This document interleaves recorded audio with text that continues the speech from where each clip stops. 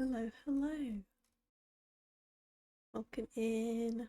Wench, yeah. TTS does not work on starting Zoom screen. My apologies, meow.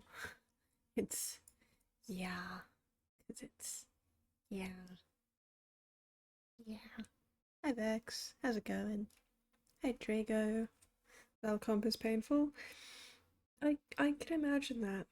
Yeah, I can certainly imagine that. Um, I'm less prepared than I was meant to be. It's cool, I refunded myself. Good. I'm glad. Yeah, no, I'm actually less prepared than I was meant to be. Lol. So, there's that. We're semi-prepared. Hello, Wolf. My apologies, I missed your holler earlier. Sacrificing peasants is funny. You playing your civilization-y games again? I hope you're playing your civilization-y games again and not just sacrificing random people that you met on the street. Anyway. Yeah, no, I forgot to do things. Like set up my fucking hands. Because I'm smart like that. So we're gonna set up my hands really fast. Did some hours shine Vex earlier, my brain was fried. Did you have fun? You have a good time? Let me unlock this bitch. My hands are gonna look really weird for a second, okay? Just allow my hands to look really weird. Thank you. Did our first 20-man raid? Fun! Weird hands. That sounds good.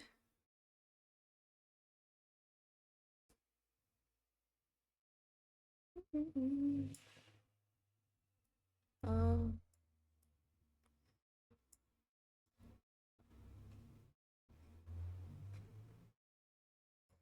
I think we could get one bigger.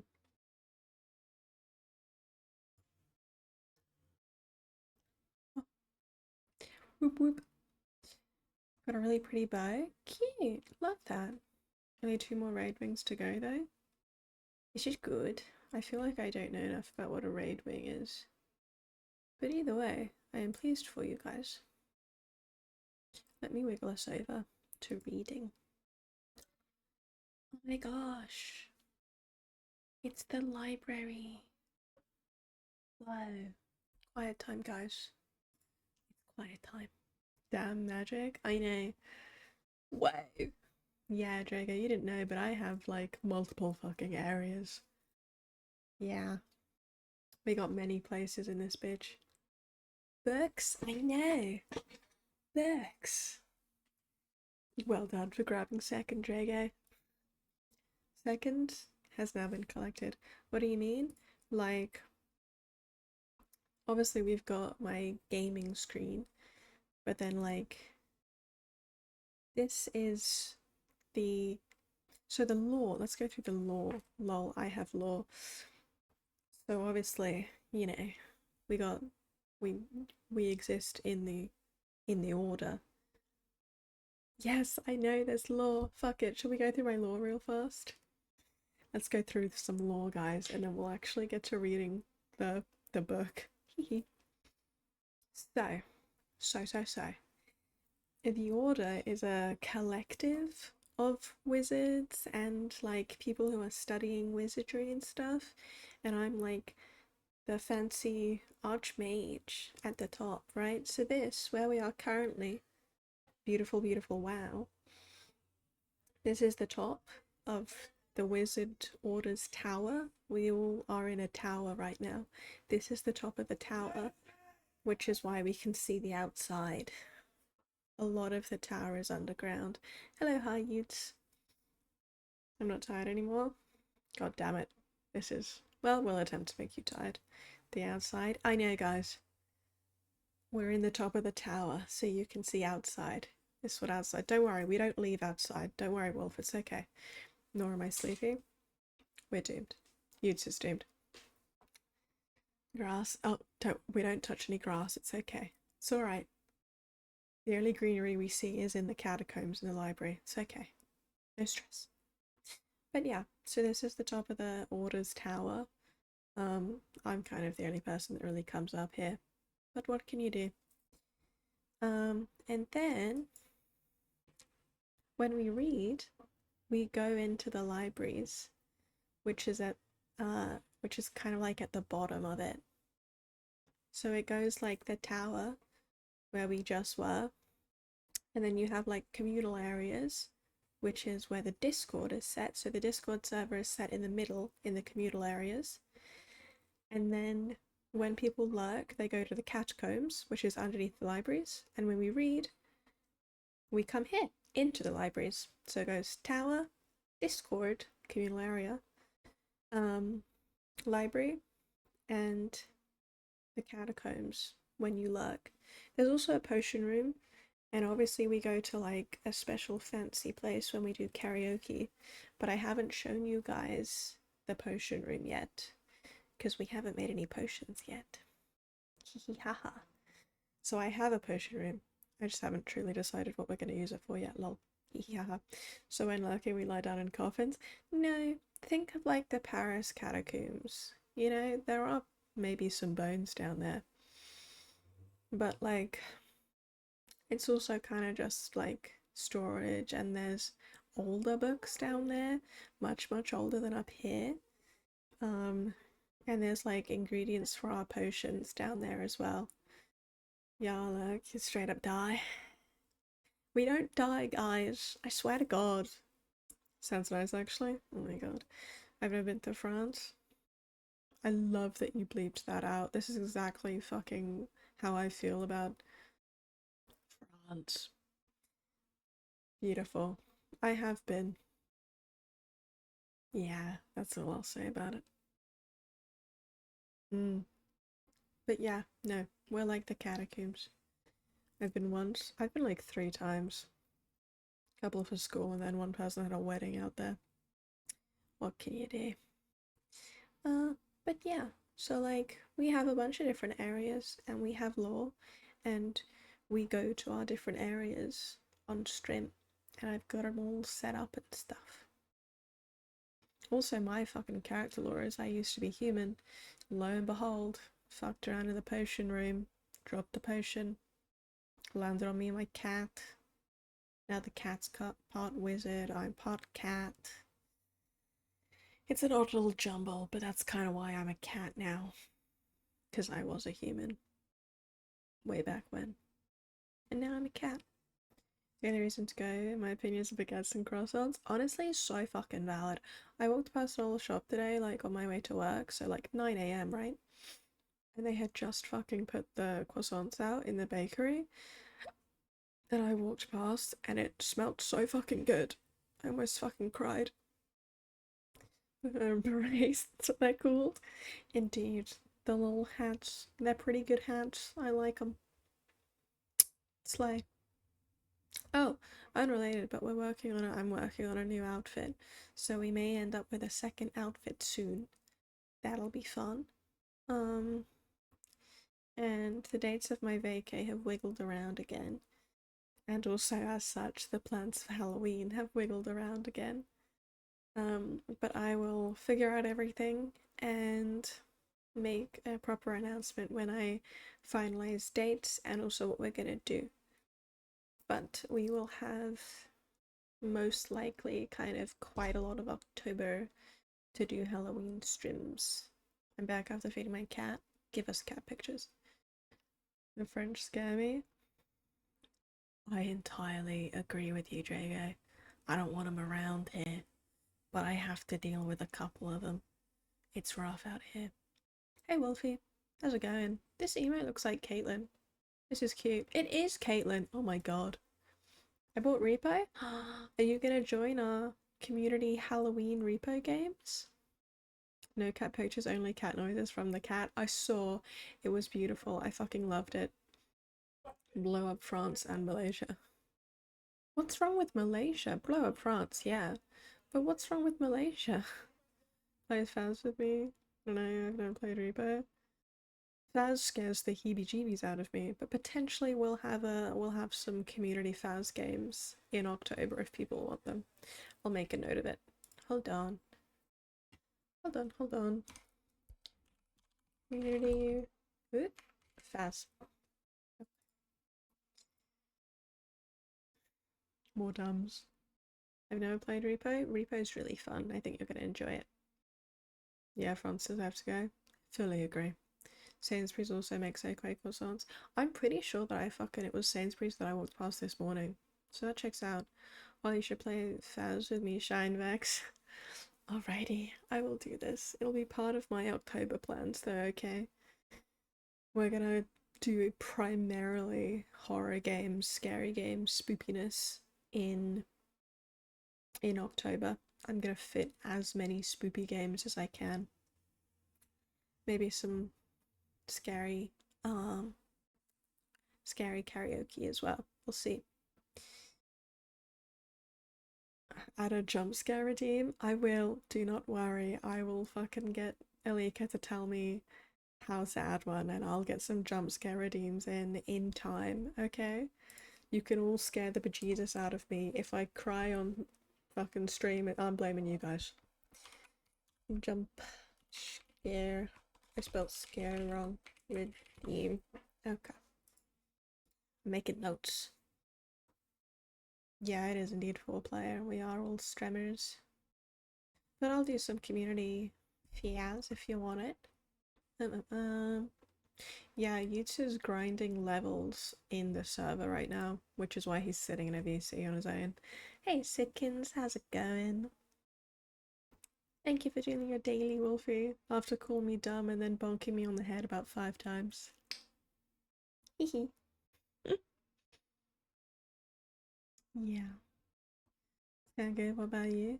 I'm doing swell, thank you. Discussing Halloween plans. Is there anything you want me to do in October? I'm planning it out now while we got some time. Thank you for doing the shout out. Earlier I fully thought that it was already October. No, for a second there when I just said it, I also fully was like, we're going into October now, I gotta finalise my plans. No guys, we haven't even hit September yet. I'm okay. At least for a little bit. Like, I don't know why my brain was like, Holly. Like, no. We've still got a month to figure out what I'm doing and when I'm doing it. I'm just a moron. Let me live. So I'll make like a big thing for the whole month of October. I'll do my best to plan everything out, but the plan is going to be a little bit wonky when I'm away. I thought he was beyond mentally ill. Nah, there's a lot of stupidity right here. I'm awful with months, like especially the end ones. Oh, I'm so bad with dates and months. You know how there's that little like rhyming ditty thing to like remember how many fucking days are in a month? I don't know it. I don't remember it. I go entirely by vibes. I don't know any of the fucking dates that are in any of the months apart from February. That's it. That's it. October, August, and September all jumbled together. Valid. So valid. They're all kind of in the same fucking span. What can you do, you know? Thank you for doing your dailies. Daily Dolan. Daily from the Utes. 36 times and 25 times is very good, guys. Damn, you're here all the time. You're going away. What about the subathon? I mean, what's subathon? Because I haven't planned one. Someone told me that I need to do a karaoke stream when I hit 500 followers in celebration. If I did a subathon, I don't know how long it would end up going on for, you know? My mum tried to teach me a knuckle method or whatever for days and months. Oh my god, yeah, no, I've heard of that previously. I don't understand it. I don't know how it works. I can't do basic math. It would all not go well. 24 hours at least. I'd have to find a fucking weekend. Jesus Christ. If I did a subathon, we'd have a timer and everything. Bonk. But we'd probably just like stream daily because I have a job, guys. I got a 9 to 5. So I'd have to work around that. I feel like a subathon would fit more for 500 celebration. We can always do some karaoke in the subathon. Just that someone asked for karaoke at 500. Like the knuckles are 31 and the divots are 30.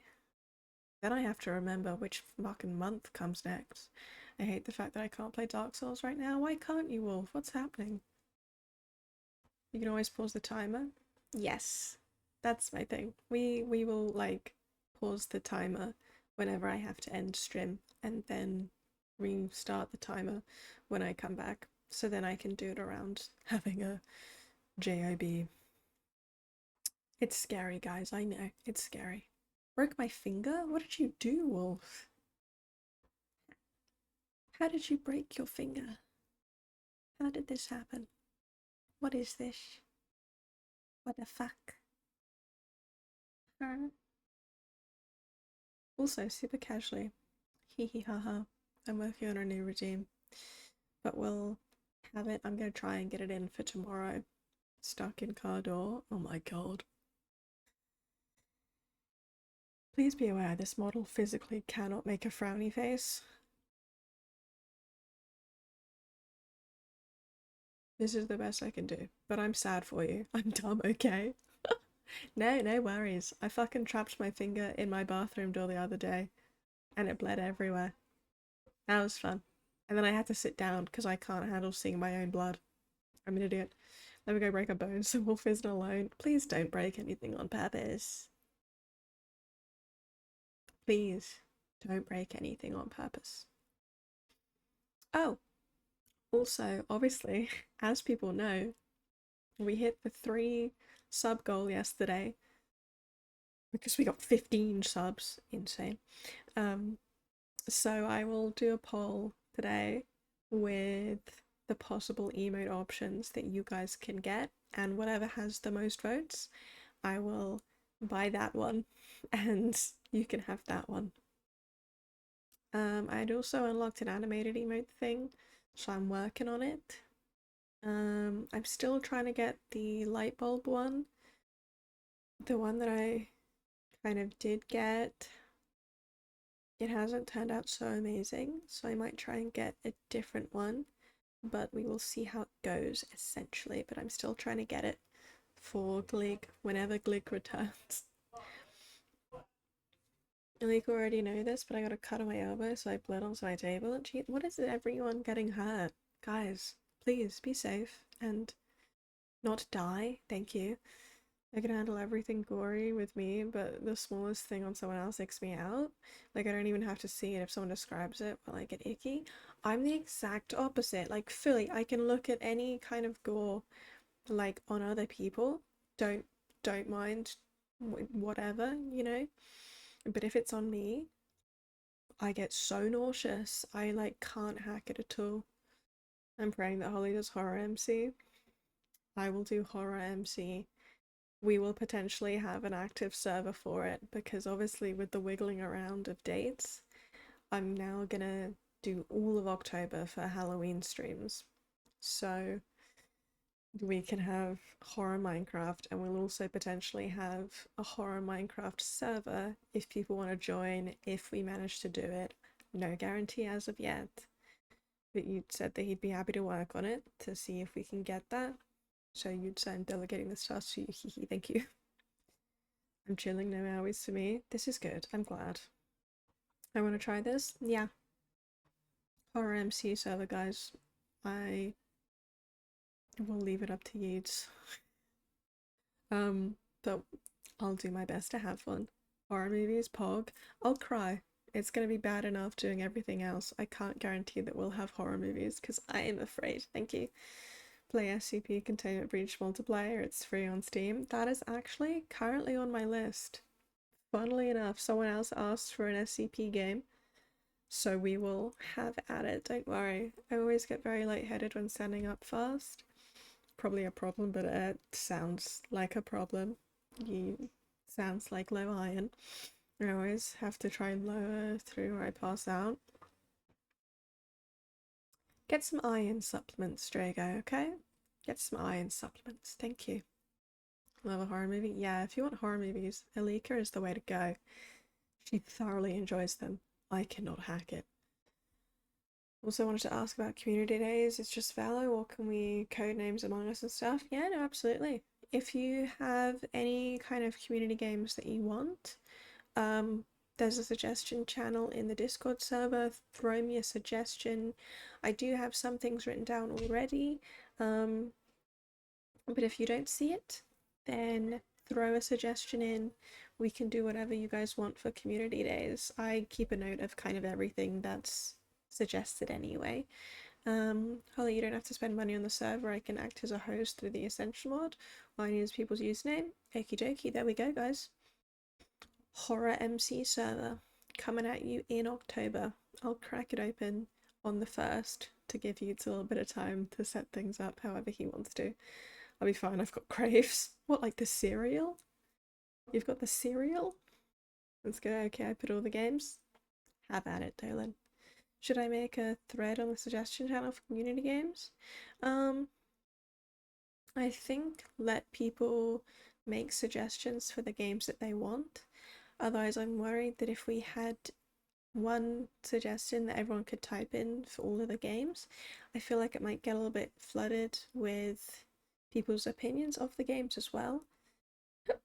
If you have a game suggestion, make a thread for it. I've got like an organization related document myself, so whatever suggestions I see that aren't already in that organization thing, I'll pick them up and put them in there anyway. So hopefully this way nothing will get missed. But if you haven't seen a game in a while, or if I haven't mentioned it, then do just remind me, because I have the memory of a goldfish. Yes, the cereal, honestly, Crepes do kind of fucking slap. It's a pretty goated cereal. Yeah, you guys are right. Could have made myself a bowl. Have at it. Have the fuck at it. Cereal does sound busting right now. Honest to God, now that you guys have said cereal, I kind of want cereal myself. It's not useful, guys. I fucking... Gosh. God, I don't even have milk here. I don't even think I have cereal here. This is terrible. Stop making me want cereal. What am I gonna do now? What the fuck? Ah. What can you do? Cerealless. Anyway, we're in the library. We will do some reading. And I will make the poll after stream for the emotes and provide all the different options you can get, and I'll give you an update with dates and October plans as soon as I get it. I'm gonna attempt to make like a really big stream schedule, like a stream schedule for essentially like the whole of October. We'll see what I can throw together though. Alrighty, let's rumble.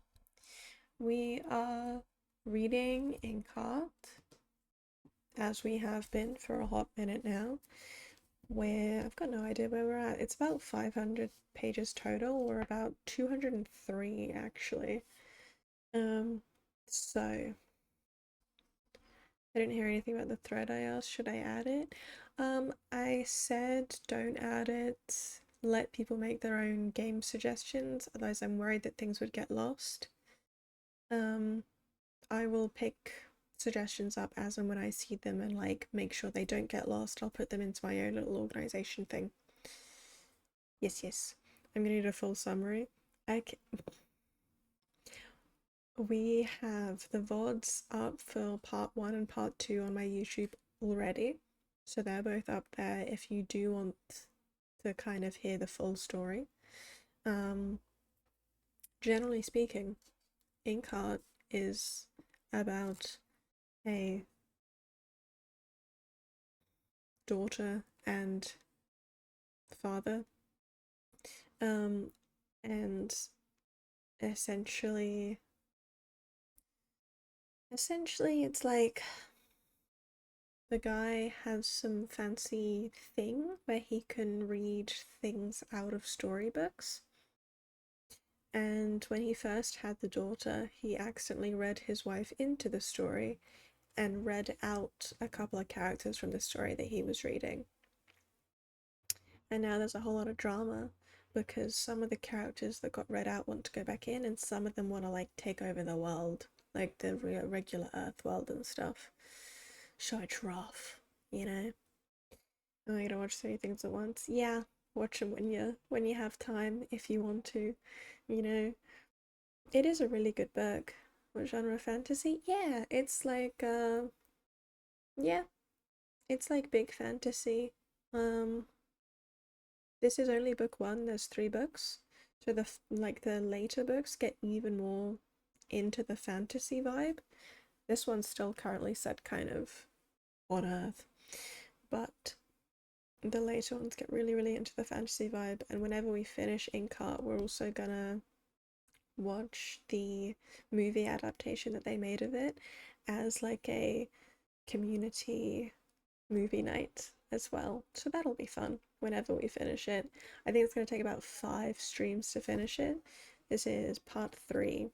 So we'll have this one and then we'll have like 2-ish after this. I think this is my estimation though. So I'm not quite sure yet. But yes, this is kind of how it'll work. We try and keep these ones a bit quieter, which is why I'm talking quieter. Thank you for the hydrate.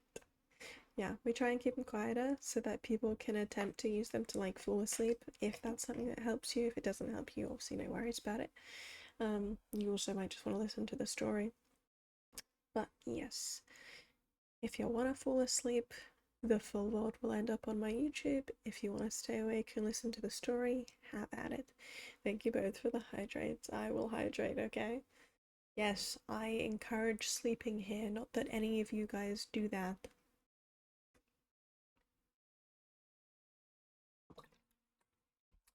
The people that do not have a sub here, we do pause the book and the reading for ad breaks. And it's also when I take the time to hydrate myself. So I recommend everyone also should hydrate, etc. in those times too. Would have helped me like 5 hours ago. It's not my fault that you feel awake now. Yesterday I fully passed out in the middle of the karaoke stream we had yesterday. Honestly, valid. Her voice was so angelic, it was putting me to sleep. Like, Kene has such a nice voice. I'm jealous. I was in bed and I took one earbud and I was gone. Nice. It's just lovely. Super fucking slay, honestly. I recommend all of you get sleep. Please. Okay? Please. More sleep is good for you guys. I like more sleep. More sleep is excellent. I was so focused on looking for a mod pack that only 2 minutes later I noticed you raided. That's okay. I saw that you still put your little raid message in. No stress. Plus, we all enjoyed some tunage and got mildly depressed. Less sleep equals more time in day.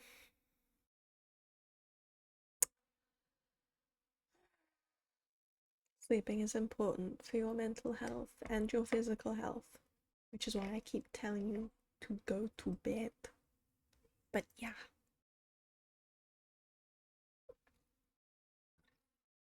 Okay, singing something else though. Truly, literally something else. I wish I could sing like that. Maybe one day. It was really good. I know. I didn't even know that she could sing like that until like we raided in, and then I was like, fully taken aback. I was like, oh my god, this is amazing. I was just sitting there being like, damn, damn. It was crazy. Aren't you guys glad I chose to raid into Kane? We might have never known that she was such a beautiful singer if we hadn't scooted and booted over there. Twas lovely. I'm gonna start reading the book, guys. We spent 30 minutes chatting. And while I love chatting, it's like I don't know if we're gonna get through 100 pages by midnight at this rate. We gotta zip zip. Plus, we're like 8 minutes away from an ad break already, so we're only gonna have 8 minutes of reading time before we get an ad break. Let's rumble. Okay. I got gifted my shackles, so no ads. I know you don't have ads. But for the people that do have ads, we pause the story so that they don't miss anything. And so that I can hydrate and not die. Is useful. Alrighty, let us rumble, people. Where are we at? My last till Monday, LMAO. I'll have to get you a new one, you just. No worries. Okay. Where am I? Mm-mm. Okay. So, just so people from last time remember, we're currently at Capricorn's village and they're trying to escape. And they've just met one of the boys that um, Mo, the dad, read out of the books. Scary. Anyway, it was pitch dark on the other side of the door, but Maggie heard a rustle as she stepped into the room, as if an animal were moving somewhere in the straw. Dustfinger put his arm through the doorway and handed her a torch. When Maggie switched it on, the beam of light fell on the boy's dark face.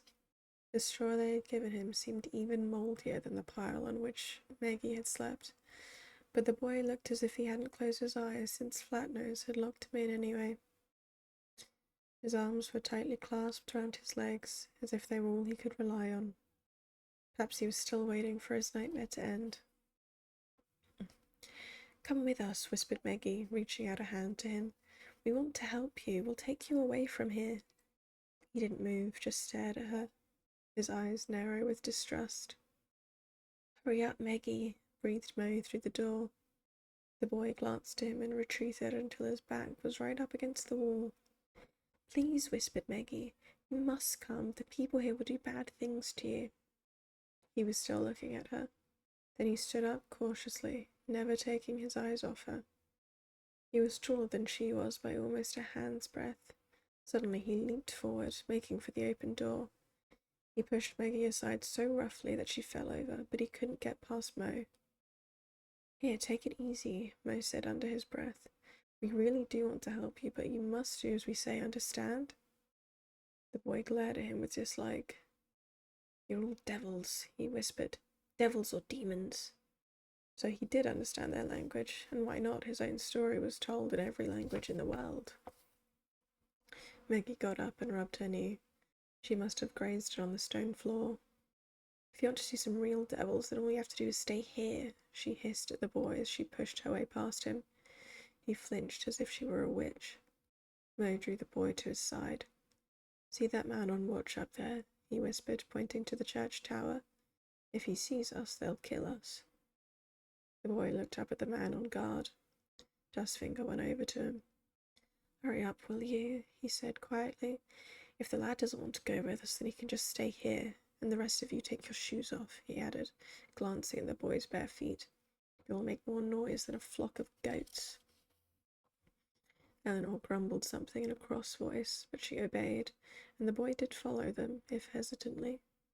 Dustfinger hurried on ahead as if trying to outstrip his own shadow. The alley down which he led them sloped so steeply that Maggie kept stumbling, and every time Eleanor stubbed her toes on the bumpy cobblestones she uttered a quiet curse. It was dark between the close-set houses. Masonry arches stretched from one side of the street to the other, as if to prevent the walls from collapsing. The rusty streetlights cast ghostly shadows. Every noise sounded threatening. Every cat scurrying out of a doorway made Maggie jump. The Capricorn's village was asleep. They passed only one guard, leaning on the wall in a side street and smoking. Two tomcats were fighting somewhere on the rooftops, and the guard bent to pick up a stone to throw at them. Dustfinger took advantage of the moment. Maggie was very glad he had made them take off their shoes. They slipped soundlessly past the guard, whose back was still turned, but Maggie dared not breathe again until they were round the next corner.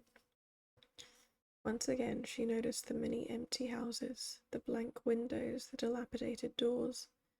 What had wrecked these homes? Just the course of time? Had the people who once lived here run away from Capricorn, or was the village already abandoned before he and his men took up residence? Hadn't Dustfinger said something like that? He had stopped. He raised his hand in a warning gesture and put a finger to his lips. They had reached the outskirts of the village. Only the car park still lay ahead. Two streetlights illuminated the surface of the cracked asphalt, and a tall wire netting fence rose to their left. "The arena for Capricorn's ceremonies and festivities is on the other side of that fence," whispered Dustfinger. I suppose the village children once played football there, but these days it's the scene of Capricorn's diabolical celebrations. Bonfires, brandy, a few shots fired into the air, fireworks, blackened faces. That's their idea of fun. They put their shoes on before following Dustfinger into the car park. Maggie kept looking at the wire fence. Diabolical celebrations. She could almost see the bonfires, the blackened faces. Come on, Maggie, urged Mo, leading her on. The sound of rushing water could be heard somewhere in the darkness, and Maggie remembered the bridge they had crossed on the way here. Suppose a guard was stationed there this time. There were several cars in the car park, including Eleanor's, which was parked a little way from the others. They all kept looking around anxiously as they ran towards it.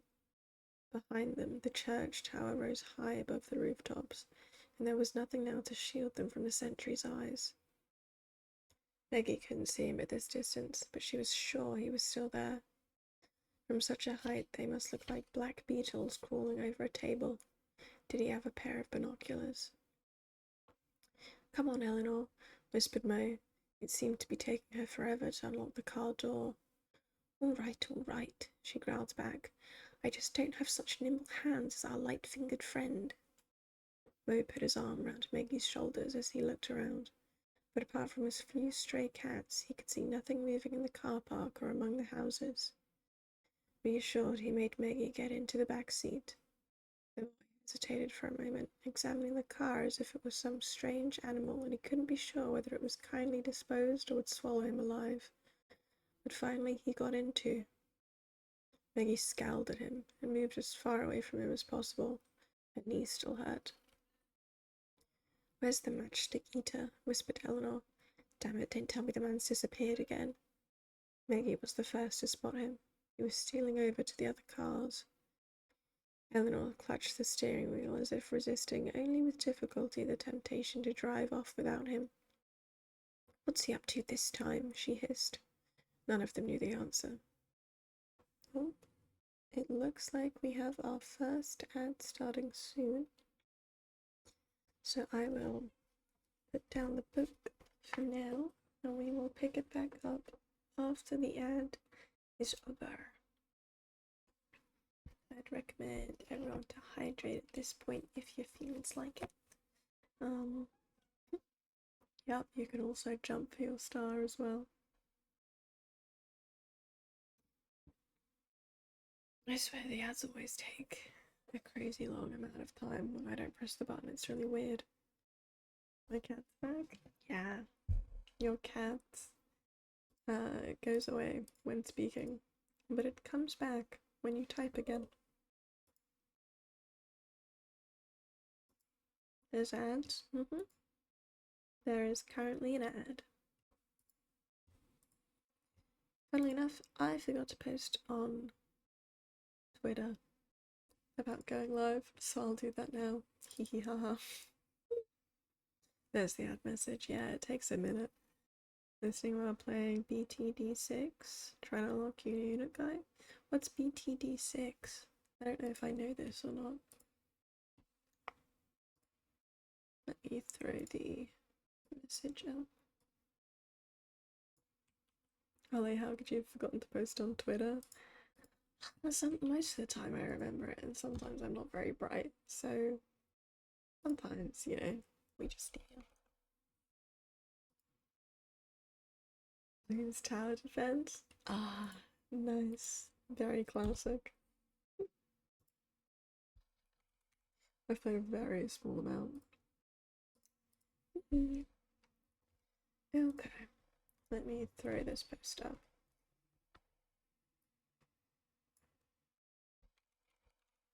Thank you for doing the disc. I played so much 5 as a kid. Oh my god, reliving the nostalgia. Playing number 6 then. Those who haven't, better join the Discord, a fun place to be in. I think it's fun. Yes. I'd like to say it's fun in there.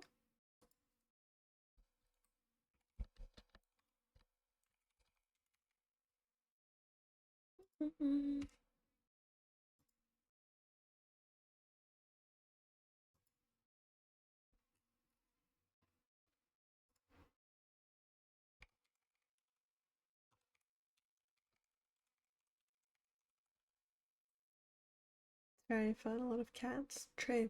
So many cats. Which is preferred? You like cats? Okay. We are free from ad jail, so I will get back to reading. I only need like 12.8 thousand more channel points where I can redeem hydrate. How many ones are you going for? Am I gonna be hydrating for like an hour? Jesus.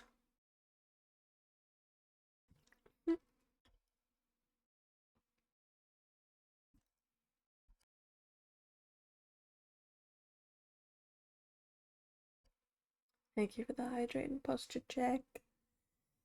I am posturing and hydrating.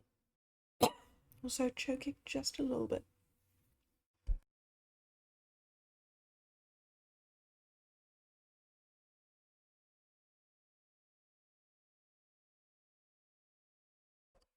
I'm aiming for 100. Oh my god, I'm gonna actually drown. Jesus Christ. I don't know if I want to drown. I'm like semi-afraid of drowning. So aiming for 15,000 channel points. Jesus. Jesus. You know, there's a fair amount of things to spend your channel points on, just saying.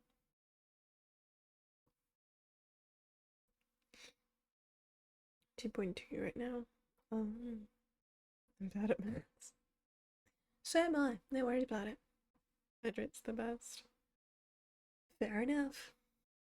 If you enjoy drowning. 2.3 now. Very nice. I am pleased for you. Okay. We're getting back to the reading portion of this.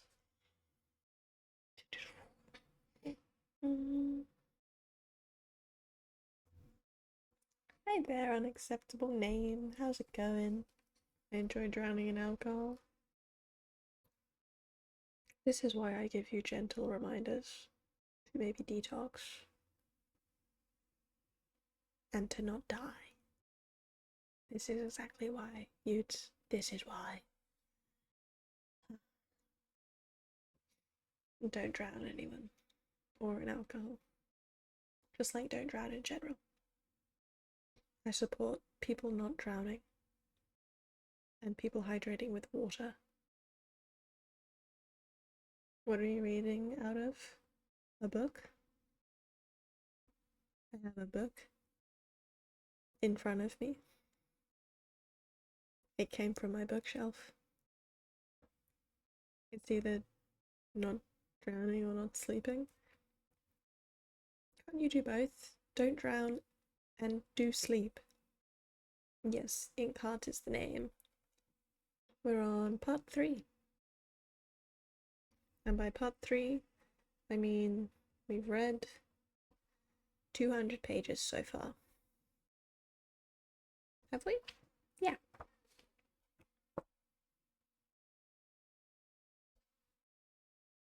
Yeah.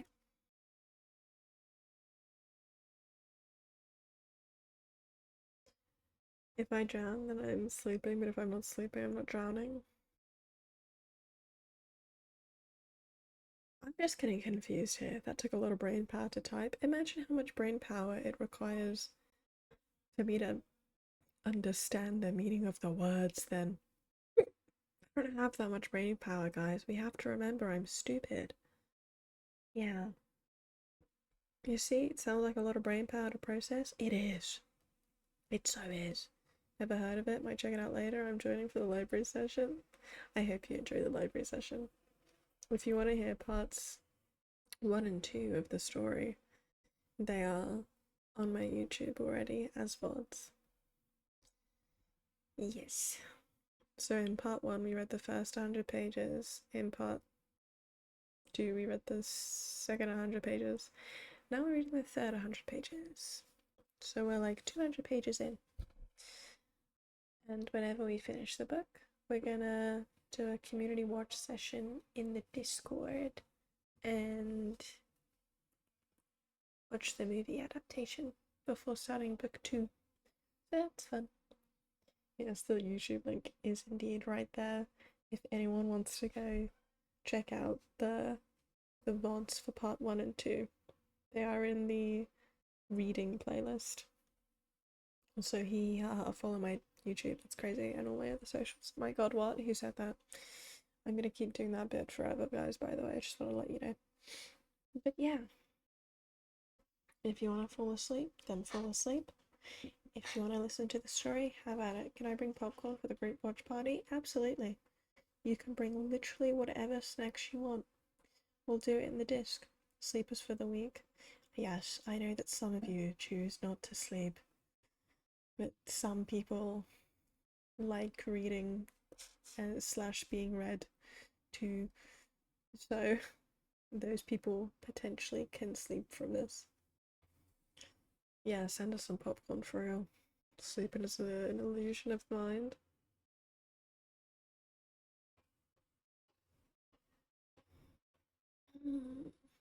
I like sleep, and I think that we should all do it more. I got a free upgrade at a cinema recently. It was so peak. Fucking damn, couldn't you get free upgrades for us? I wouldn't mind a free upgrade, just saying. No reason for it either. Yeah, give me a free upgrade. This sounds great. Pass it over. I want free popcorn. Give it. Oh yeah, free upgrades are nice. We fucking love it. Where's my free upgrade, guys? I could be at the cinema right now. The cinema worker made a mistake and let me keep it? Oh, fucking nice. Why does this never happen to me? Can you speak to the cinema workers at my local cinema and tell them, hey, you see that weird one who's apparently a cat girl? Look her up. Get her that fucking free popcorn. Just put in a good word for me, Drago. Okay? Give me the popcorn. Anyway, we got like 20 minutes. Oh my gosh, before the next ad runs. We're definitely gonna maybe not hit 100 pages this time. I don't know, it's pretty late at night, so I just want the fucking free popcorn. If you sleep, probably wouldn't get it. I could stay up for it, just saying. I could stay up. You know, for some free popcorn and a movie. I would stay up. It would be fine. Free? Is it not free popcorn?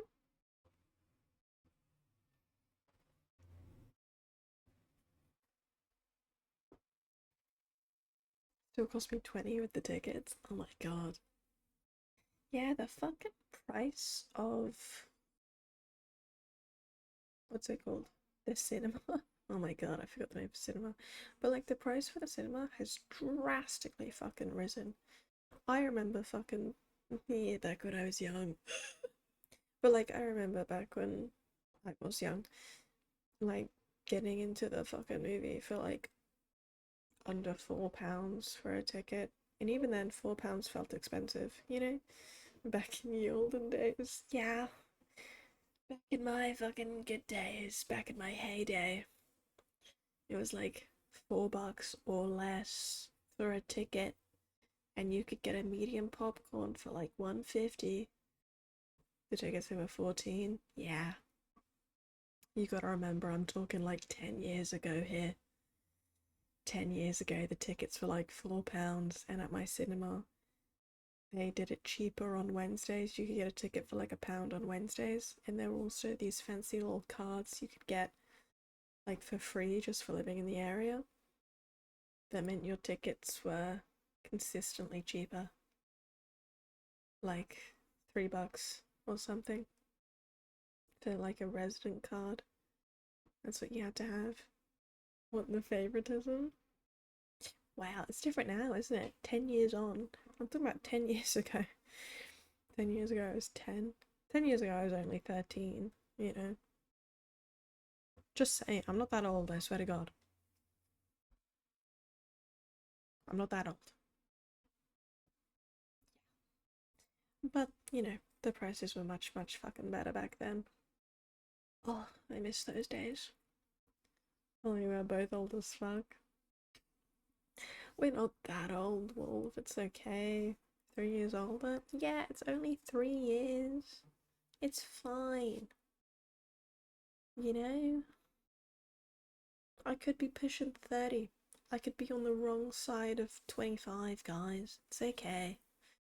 It's not that old yet. It's fine.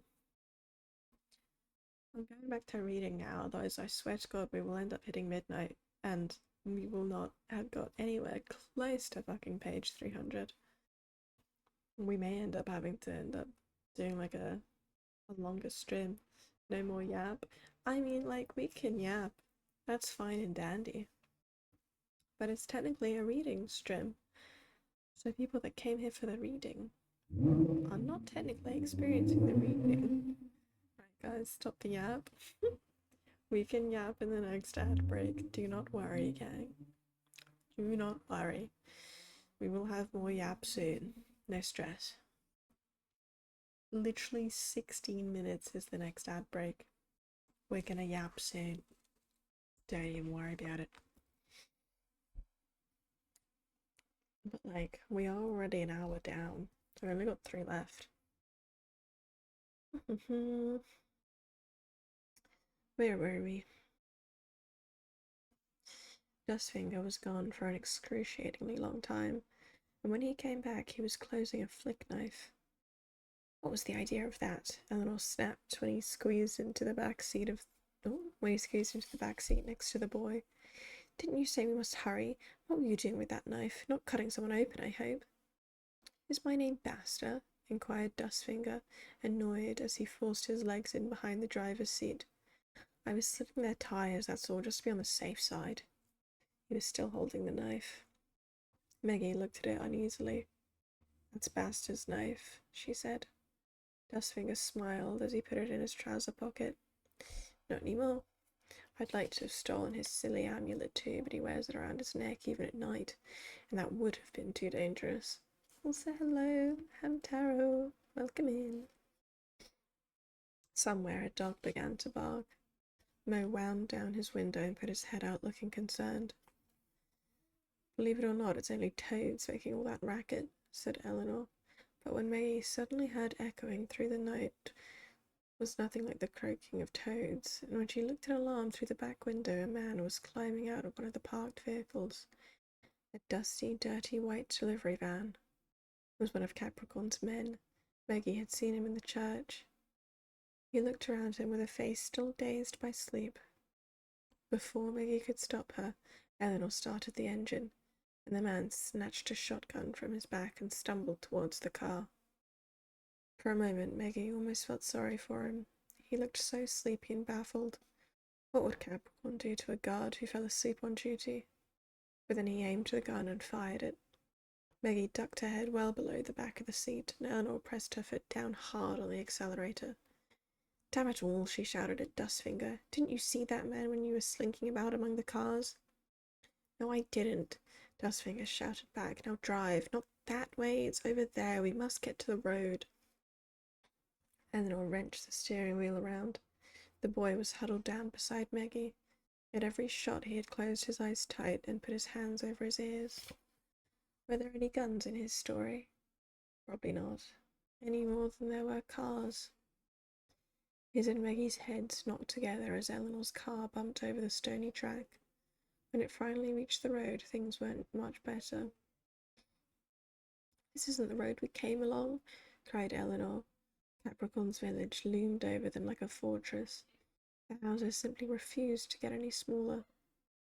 Oh, yes, it is, but Baxter met us further down when we arrived. Dustfinger was clinging to the seat with one hand and to his rucksack with the other.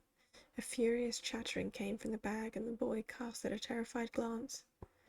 Maggie thought she recognized the place where Baxter had met them when they drove past it. It was the hill from which she had seen the village for the first time. Then the houses suddenly disappeared, engulfed by the night, as if Capricorn's village had never existed. There was no guard posted on the bridge, nor at the rusty barrier across the road cutting off the way to the village. Maggie looked at it until the darkness had swallowed it up. It's over, she thought. Really is all over. The night was clear. Maggie had never seen so many stars.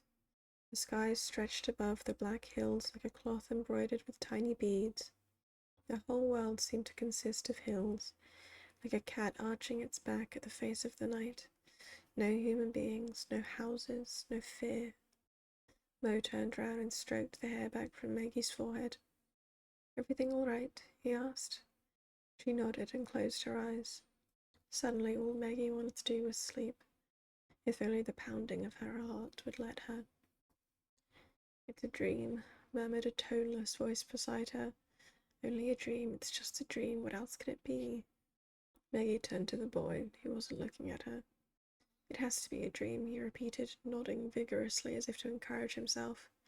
"Everything looks wrong, false, weird, like in dreams. And now," he murmured, turning his head to indicate the surrounding outside, "now we're flying. Or the night is flying past us. Or something." Maggie could almost have smiled. She wanted to tell him it wasn't a dream, but she was just too tired to explain the whole complicated story.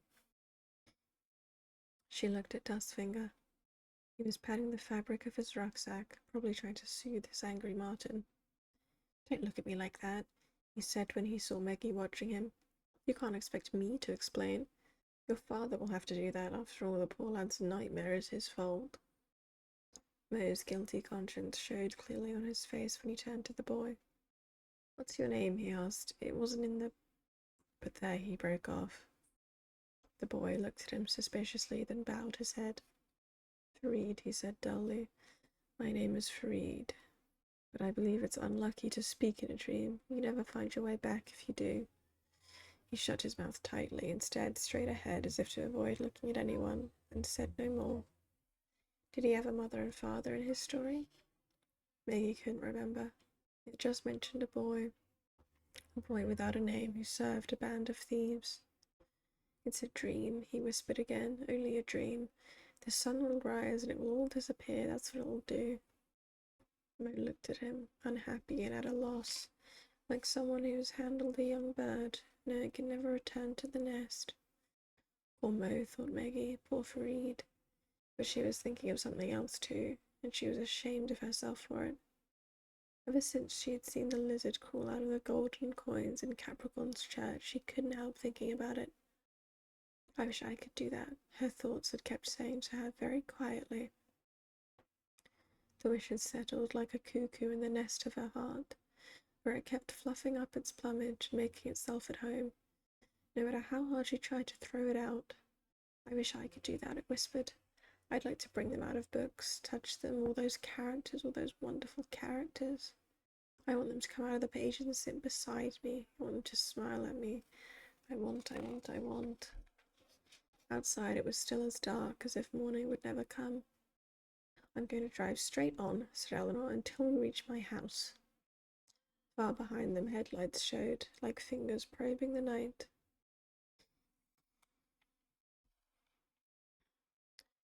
Behind them the headlights were getting closer, no matter how fast Eleanor drove. "It could just be any old car," said Maggie, but she knew that was unlikely. There was only one village on the bumpy, potholed road they had been following for almost an hour, and that was Capricorn's. Their pursuers could only have come from there.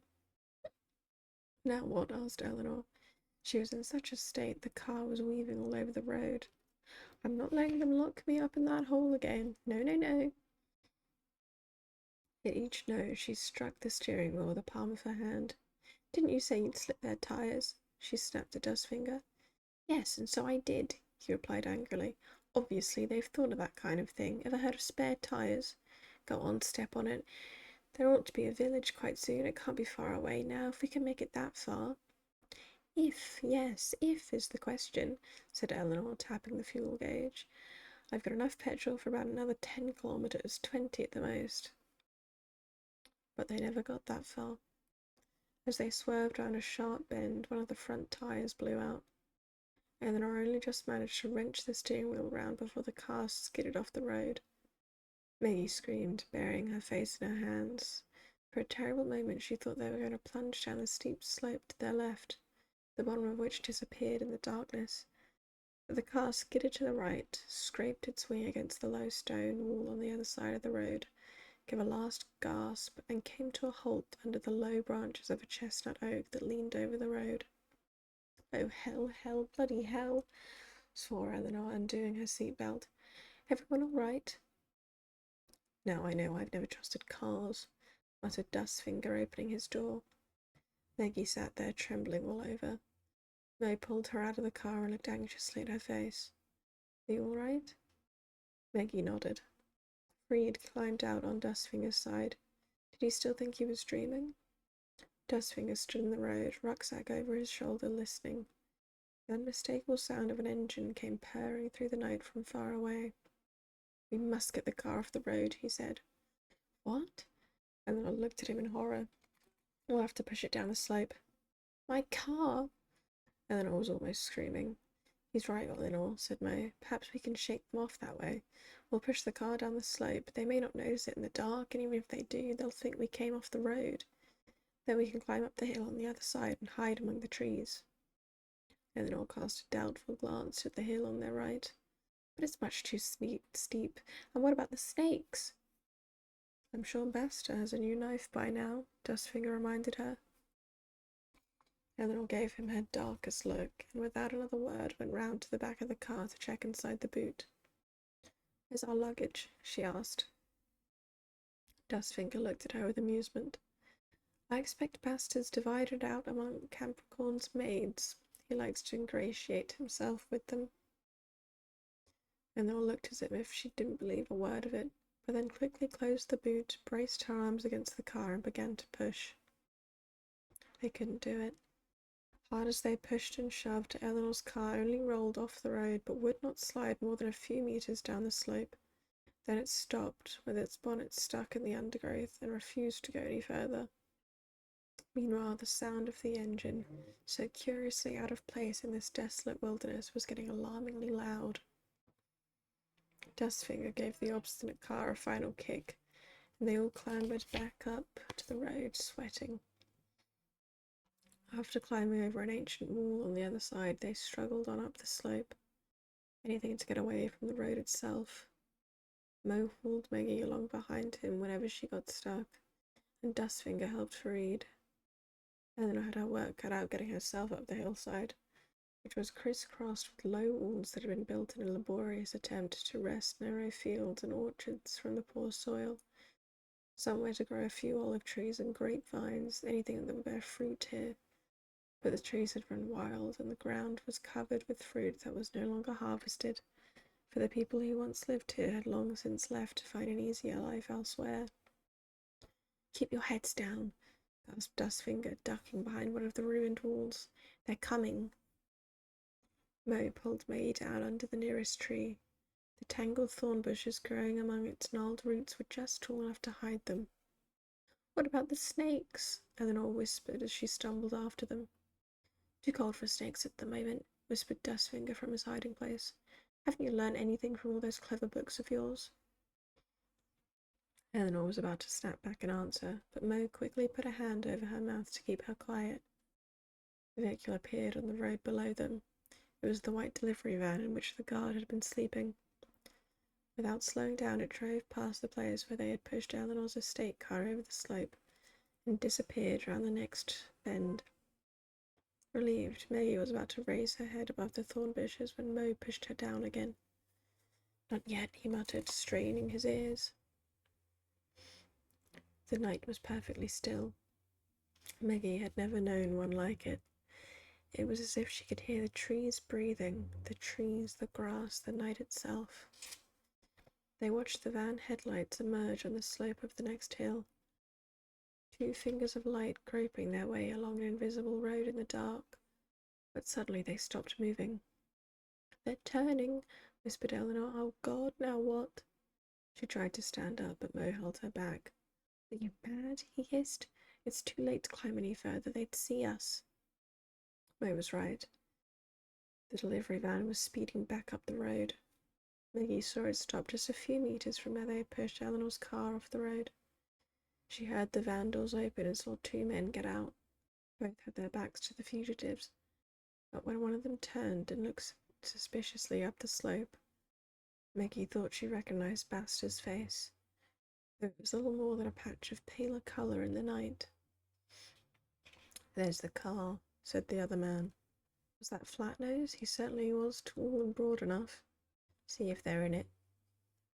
Yes, that was Master. Mickey would have known his voice among 1,000 others. Flatnose made his way down the slope, clumsy as a bear.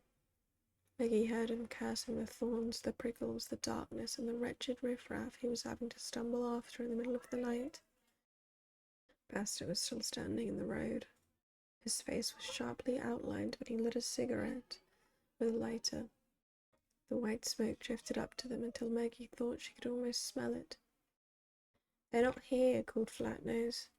They must have gotten away on foot. Hell, do you think we have to follow them? Buster went over to the roadside and looked down. Then he turned and looked up at the slope where Maggie was crouching beside Mo, her heart thudding wildly. They can't have got far, he said, but it'll be difficult to find their trail in the dark. Exactly. Flatnose was panting as he appeared back on the road. We're not bloody native trackers, are we?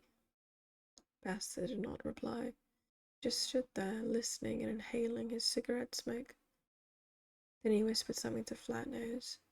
Maggie's heart almost stopped. Flatnose looked round anxiously. Nah, let's get the dogs instead, Maggie heard him say. Even if they're hiding somewhere around here, how do we know whether they climbed up or down? Buster glanced at the trees, looked down the road and trod out his cigarette. Then he went back to the van and took out 2 shotguns. I'll try going down first, he said, tossing Flatnose one of the guns. I'm sure that fat woman would rather climb downhill. And without another word, he vanished into the darkness. Flatnose cast the van a longing glance, then trudged after him, grumbling. The two were barely out of sight before Dustfinger rose to his feet, soundless as a shadow, and pointed up the slope. Maggie's heart was beating in her throat as they followed him. They darted from tree to tree, from bush to bush, constantly looking behind them. Every time a twig cracked underfoot, Maggie jumped, but luckily Buster and Flatnose were making a fair amount of noise themselves as they worked their way downhill through the undergrowth.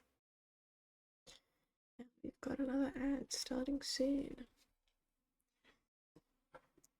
Do not know when entirely it's gonna start, but apparently soon is all the information I get. There.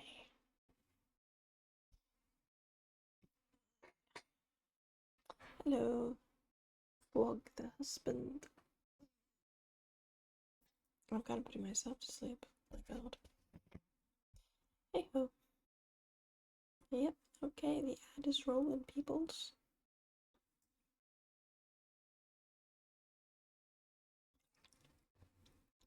Do not forget to hydrate, etc.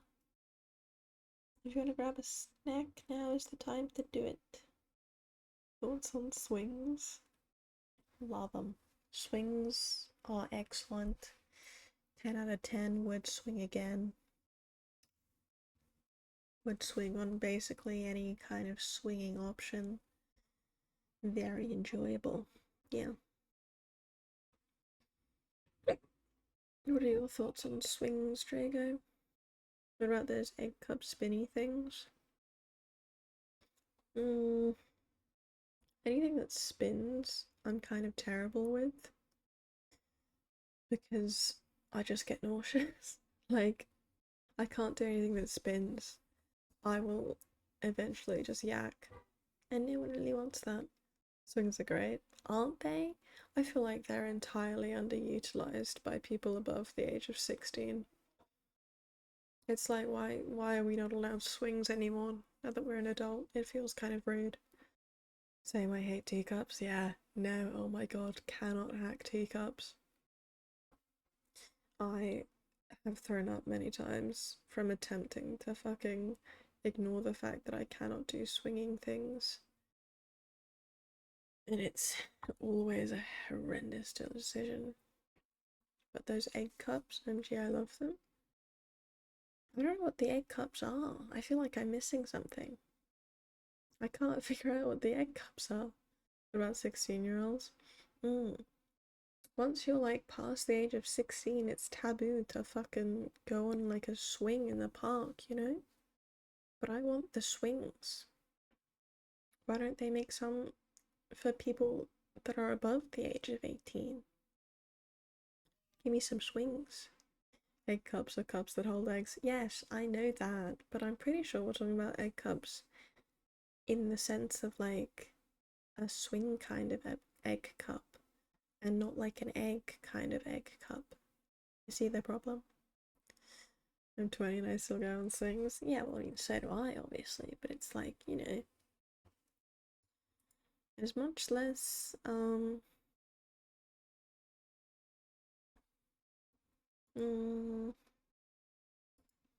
much less precedent for it, you know? Are those? Yeah, those. But that's the thing, I'm not entirely sure what those are. Where should I send the picture into? General is fine. The ones that go round and round fast for every rotation, egg cups? I got no idea. Real talk, the boomers destroyed all potential outdoor activities. Neighbor called the cops on some kids that were playing soccer in the park. Yeah, literally. Fucking people. What can you do? But yeah, no. It's gotten semi-shit for outdoor activities. There's a fan, it's in the disc. Okay, hold on. Let me see these egg cups. Oh my fucking god, those egg cups. I cannot hack them. They make me vomit. Literally cannot do it at all. Cannot do it. Every time I go to a park, there's always a brat in there. Yeah. Children kind of suck. Can't say they're really great, you know? These are amazing. I love them. Every single time I go on one of those egg cup things, I always end up stepping off of it after and not being able to walk in a straight line for like a considerable amount of time, you know? It seems really weird for me to kick a little kid off when I'm much older. No, I fully fucking get that though. Like, you're not allowed to be like, hey, it's my turn now, to like a child. It's frowned upon. And I think it's rude. Because if I had fucking said, hey, it's my turn now, as a child, it'd be much more okay. But nowadays, it's like if you want to turn on the fucking swing, and there's a bitch kid on there, you can't be like, hey yo, scooting bit. One time after bowling, me and my friends sped each other really fast, and I fucking fell over. It was great. I would genuinely vom. Like, I'd yak. I cannot hack anything that spins. I tried to go on one of those like centrifugal rides where it like spins around so fast that it pins you to the back of it. And oh my god, I was stumbling after I got off. Me and my friends used to go on them and we used to push each other as fast as we can to the point gravity was trying to either push us out or squeeze us to the egg cup. That sounds horrendous. Keep me away from anything that spins. I can't do it. I could never. Yeah, literally. Cannot hack the spinning. Fucking, I enjoy being on the ground most of the time. Me and gravity, pretty tight. You fuck around with gravity and spinning forces? Less tight, yeah. I love anything that allows us to spin really fast. No. I don't want to throw up. So I tend to avoid the spinnies. I don't, but those egg cups are great. Yeah. The centrifugal force magic things are pretty cool, to be honest. But also, yeah, no, they definitely do cause me to feel very unwell after. Do you guys know of those 360 swings? Maybe? Like, I don't think so. But maybe? I can't guarantee. No, but I don't wanna. So valid. 180 is enough for me. Yeah, literally. Yeah. Probably fucking 90 is enough for me at this point. Just a little forwards and backwards swing. That's good. I like that. It allows you to swing in any direction. To be fair, that actually sounds very cool. As long as it doesn't spin, I'm okay. I once almost fell off one.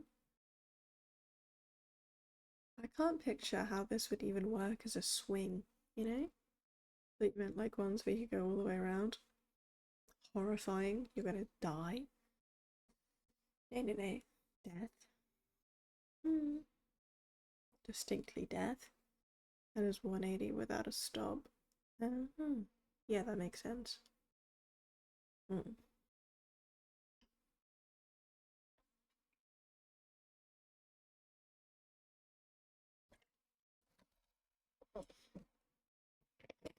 360 allows you to swing omnidirectionally, except going too high. This sounds funky, to be fair. I want one of those swings. That sounds great. Can we get one of those? Sounds pretty fun. Sounds like a good time.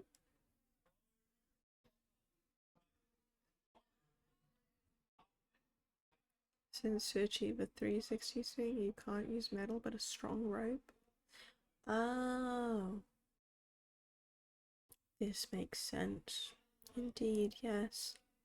I was thinking, like, how does this work? And it vaguely resemble a regular swing. But, like, of course, it doesn't really resemble a regular swing, because it's a hanging rope. That's fair enough. I think we had one of those when I was younger, like in a play area near my house. But fucking people kept breaking it, so I essentially could never actually go on the swing. Chiropractic, okay, full circle. Yeah. They were cool. I wish I had one like near me now. Then again, though, I don't even know if the one from my childhood still functions. If it still exists. No one's guess. Haha. Alrighty. Shall we get back to the reading portion of this? I'm gonna be RB for like 5 minutes since my mom wants to pick her up from the bus station for some reason. Okie doke. Have fun, Drago. I will be getting back to the reading because we only have like 20 minutes until another ad plays. I'll try my best. Good luck. It's dark, spooky. Don't get lost out there. This would be a bad shout. Don't do that. I like the dark. I like the dark if I'm not in it. I'm gonna get stabbed by like 7 people. Yeah, also don't do that. That's another thing I think we should not do. And I'm smart about these things, so I know, you know? Do not die. Outside. Thank you. Don't get stabbed. So first I have to eat. Then I can't drown. Yeah. And now you can't get stabbed. It's rough here, I know. But I have rules. I have rules. Wait, shall I send a picture of the horror mod pack as a sneak peek? Go for it. Am I gonna be terrified? Am I gonna hate this? Potentially. What are these outrageous rules? Hi. If I have to use my brain power, then I'm gonna use it on making funky fucking rules that you guys have to follow. No drowning. More eep. No dying. I think that's valid and fair. My apologies there. You will be terrified? Awesome. Yay. Can't wait to shit myself. Anyway. We got 17 minutes of reading before the next ad. Let's rumble. Where are we at?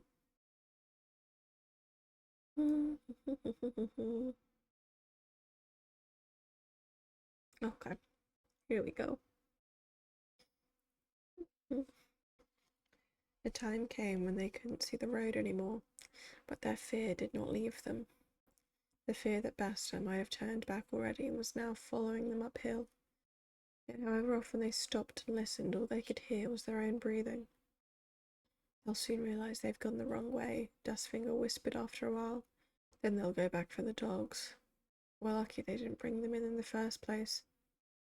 Basta doesn't think much of those dogs, but he's right. I fed them cheese often enough, and cheese dulls a dog's nose. All the same, he'll fetch them sooner or later, because even Basta doesn't like taking bad news back to Capricorn. Then we must just go faster, said Mo. Go faster where? Eleanor was still fighting for breath. Dustfinger looked round. Maggie wondered why. She could hardly make anything out, it was so dark. We must keep going south, said Dustfinger, towards the coast. We must hide among other people. That's the only thing that can save us. Down there the nights are bright and nobody believes in the devil. Farid was standing beside Maggie, gazing at the night sky as if he could make morning come, or find the people Dustfinger had mentioned somewhere. But there wasn't a light to be seen in the darkness except for the tangle of stars sparkling cold and distant in the heavens. For a moment Maggie felt as if those stars were eyes giving their presence away, and imagined she could hear them whispering. Look, Basta, there they go, down there, quick, catch them. They stumbled on, keeping close together so that no one would get lost. Dustfinger had taken Gwyn out of his rucksack and put him on his chain before letting him run with them. The marten didn't seem to like it. Dustfinger had to keep hauling him out of the undergrowth, away from all the promising scents that their human noses couldn't pick up. The marten spat and snarled with annoyance, biting and tearing at the chain. Cursed little brute, I'm sure to fall over it, said Eleanor crossly. Can't you keep it away from my sore feet? I tell you one thing, the moment we're in decent human company again, I'm going to take the best hotel room money can buy and put my poor feet up on a big soft cushion. Still got money on you? Mo sounded incredulous. They took all mine first thing. Yes, Basta took my wallet too, said Eleanor, but I think ahead I have my credit card somewhere safe. Is anywhere safe from Basta? Dustfinger dragged Gwyn away from a tree trunk. Oh, yes, replied Eleanor. Men are never particularly keen to search fat old ladies, which can be useful. That was how some of my most valuable books came into my... She interrupted herself abruptly, clearing her throat when her eyes fell on Maggie. But Maggie acted as if she hadn't heard Eleanor's last remark, or at least hadn't understood what she meant. You're not all that fat, Maggie said, and old is a bit of an exaggeration. Oh, how her own feet hurt. Well, thank you very much, darling, said Eleanor. I think I'll buy you from your father so you can say nice things like that to me 3 times a day. How much do you want for her, Mo? I'll have to think about it, replied Mo. Suppose I lend her to you for a few days now and then? They chatted like this, voices scarcely raised above a whisper as they struggled through the thorny growth on the hillside. It didn't matter what they talked about, for their hushed conversation had only one purpose: to fend off the fear and exhaustion weighing down all their limbs. On and on they walked, hoping that Dustfinger knew where he was taking them. Maggie kept close behind Mo all the time. At least his back offered some protection from the thorny branches which kept catching at her clothes and scratching her face. Like vicious animals with needle-sharp claws lying in wait in the dark. At last they came upon a footpath they could follow. It was littered with empty cartridge cases dropped by hunters who had dealt out death in this silent place. Walking was easier on the trodden earth, although Maggie was so tired she could hardly pick her feet up. When she stumbled against the back of Mo's legs for the second time, he put her on his back and carried her as he used to do before she could keep up with his long legs.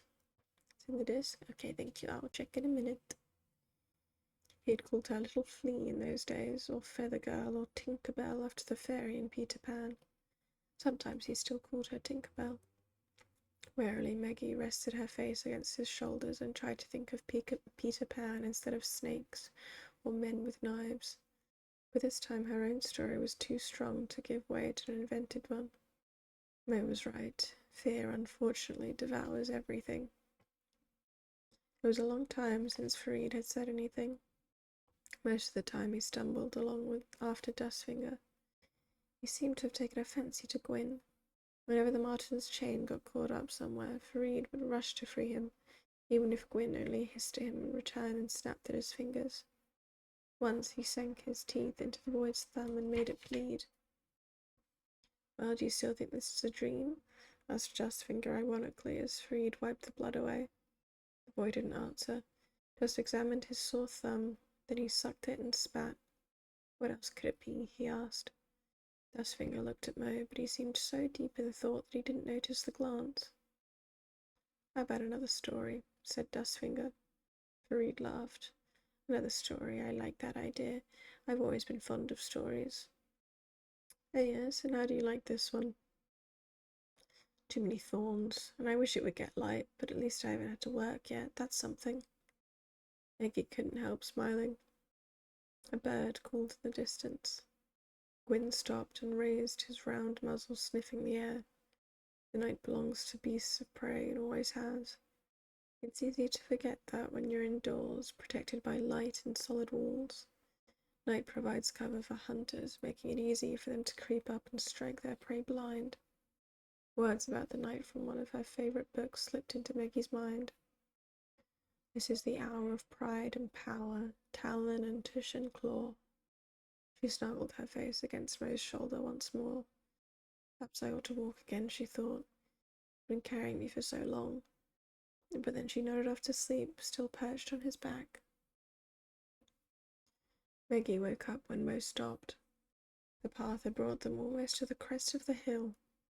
It was still dark, but the night was growing paler, as if lifting her skirts a little way off to let the new morning appear. "You must take a breather, Dustfinger," Maggie heard Mo saying. "The boy can hardly keep up. Eleanor's feet must need a rest, and if you ask me, this wouldn't be a bad place for one."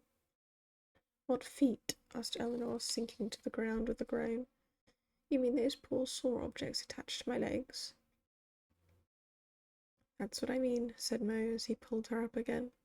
"But they must go just a little further. We'll rest up there."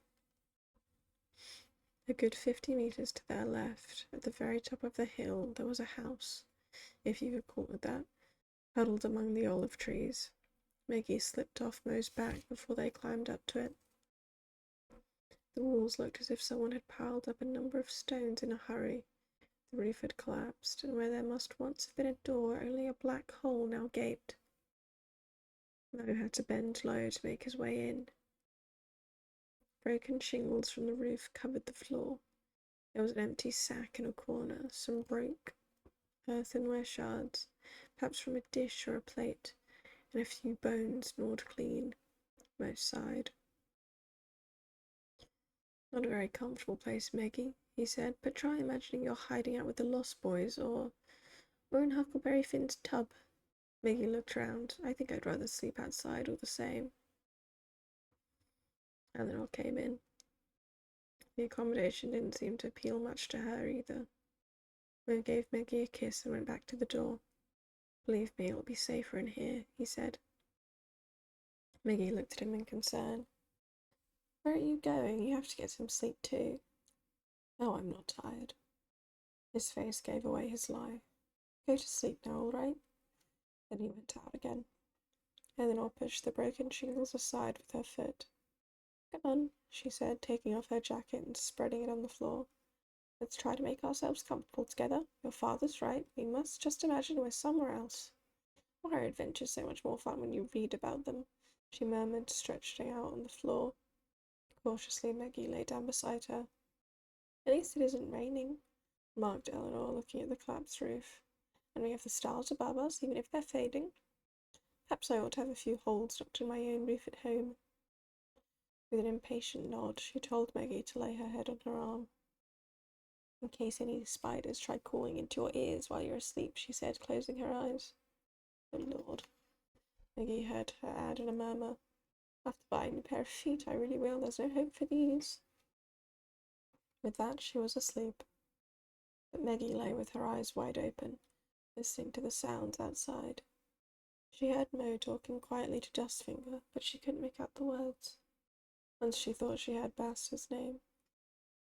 The boy Farid had stayed outside too, but he made no sound. Eleanor began snoring after only a few minutes, but hard as Maggie tried, she couldn't get to sleep, so she got up quietly and slipped outside. Mo was awake, sitting with his back against a tree, watching the morning light drive the night from the sky above the surrounding hills. Dustfinger was sitting a little further off. He raised his head only briefly when Maggie came out of the hut. Was he thinking of the fairies and the brownies? The reed lay beside it, curled up like a dog, and Gwyn was sitting at his feet eating something. Maggie quickly turned her head away. Dawn was breaking over the hills, casting light on summit after summit. Maggie saw houses in the distance, scattered like toys on the green slopes. The sea must lie somewhere beyond them. She put her head on Mo's lap and looked up at his face. "They won't find us here, will they?" she asked. "No, of course not," he said, but his face wasn't half as carefree as his voice. "Why aren't you asleep in there with Eleanor?" "She snores," murmured Maggie. Mo smiled. Then, frowning, he looked down the hillside to the place where the path lay, hidden by rock roses, gorse, and thorns. Dustfinger never took his eyes off the path either. The sight of the two men on watch made Maggie feel better, and soon she was sleeping as deeply as Fareed, as if the ground outside the tumble-down house were covered with downy feathers instead of thorns. When Mo shook her awake, she thought at first it had all been just a bad dream, but his hand was over her mouth. He was holding a finger to his lips in warning. Maggie heard the rustle of grass and the barking of a dog. Mo pulled her to her feet and pushed her and Fareed into the shelter of the dark hovel. Eleanor was still snoring. She looked like a young girl with the light of dawn on her face. But as soon as Mo had woken her, all her weariness, anxiety, and fear came rushing back. Mo and Dustfinger stationed themselves by the doorway, one to the left and the other to the right, their backs pressed to the wall. Men's voices broke the quiet of the morning. Maggie thought she could hear the dogs sniffing, and wished she could dissolve into thin air, odorless and invisible air. Fareed stood beside her, his eyes wide. Maggie noticed for the first time that they were almost black. She had never seen such dark eyes, and his lashes were as long as a girl's. Eleanor was leaning against the wall opposite, biting her lips nervously. Dustfinger made a sign to Mo. Before Maggie realized what their plan was, they made their way out. The olive trees where they took cover were stunted, with matted branches hanging almost to the ground, as if the weight of their leaves was too much for them. A child could easily have hidden behind them, but did they provide enough shelter for two grown men? Maggie peered out of the doorway. Her heart was beating so fast that it almost suffocated her. Outside, the sun was rising higher and higher. Daylight crept into every valley, beneath every tree, and suddenly Maggie wished for the night again. Mo was kneeling down so that his head couldn't be seen above the tangled branches. Dustfinger was pressed close to a crooked tree trunk, and there, terrifyingly close, 20 paces at most away from the two of them, was Basta. He was making his way up the slope through thistles and knee-high grass. "They'll have reached the valley by now," Maggie heard a rough voice call, and next moment Flatnose appeared beside Basta. They brought two vicious-looking dogs with them. Maggie saw the dogs' broad skulls pushing through the grass and heard them snuffling. "What, with two children and that fat woman?" Buster shook his head and looked round. Fareed peered past Maggie, and flinched back as if something had bitten him when he saw the two men. "Basta?" Soundlessly, Eleanor's lips formed his name. Maggie nodded, and Eleanor went even paler than she already was. "Damn it, Basta, how much longer are you going to trudge around here?" Flatnose's voice echoed a long way in the silence that lay over the hills. "The snakes will soon be waking up, and I'm hungry. Let's just say they fell into the valley with the car. We'll give it another push, and no one will find out. The snakes will probably get them anyway, and if not, then they'll lose their way, starve, get sunstroke. Oh, who cares what happens? But anyway, we'll never see them again." "He's been feeding them cheese," Basta furiously called the dogs to her side. "That bloody little fire-eater's been feeding them cheese through their noses, but nobody would believe me." No wonder they whine with joy every time they see his ugly mug. You beat them too much, grunted Flatnose. That's why they won't go to any trouble for you. Dogs don't like being beaten. I'm back, and first thing I hear is cheese. Yeah. Cheese! I like cheese. I'm cool with this.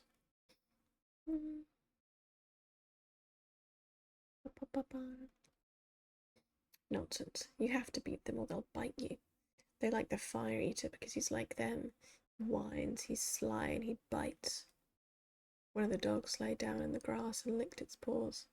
Angrily, Basta kicked it in the ribs and hauled it to its feet. You can go back to the village if you like, he spat at Flatnose, but I'm going to get that fire eater and cut off all his fingers one by one. And we'll see how cleverly he can juggle. I always said he couldn't be trusted, but the boss thought his little tricks with fire was so entertaining. I love the mod pack, and it sometimes scares the shit out of me. This is going to be interesting when I attempt to play it then. Okay, everyone knows you can't stand him. Flatnose sounded bored. But it may have nothing to do with the disappearance of that lot. You know, he always comes and goes as he pleases. Maybe he'll turn up again tomorrow knowing nothing about it. Yeah, right, growled Basta. He walked on.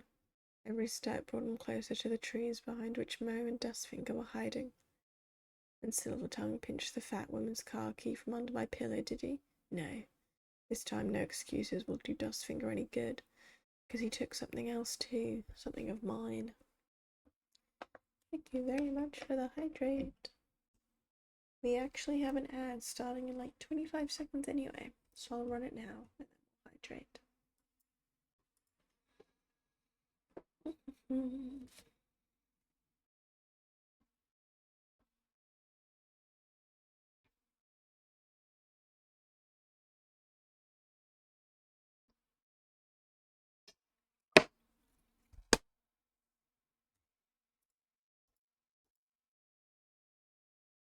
Ready.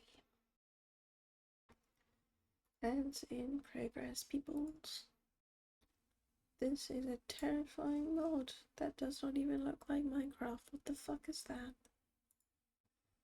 What in the fuck is that?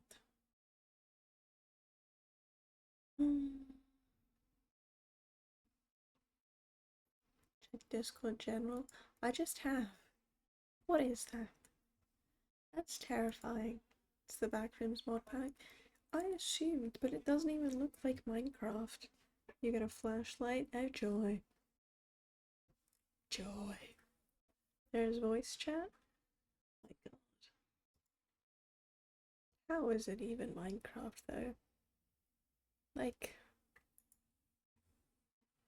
how is that even Minecraft? I wanted to say earlier, but I saw snails. Oh, I love snails. Where were the snails? You get a camera? Great, gets worse. I was on the walk and no moon certainly, but so many snails. Nice. We love the snails. Whoever made it did one hell of a good job. Maybe too good of a job. If I'm gonna end up scared shitless. Maybe too good of a job. With the scary murdering and the scary scariness in general.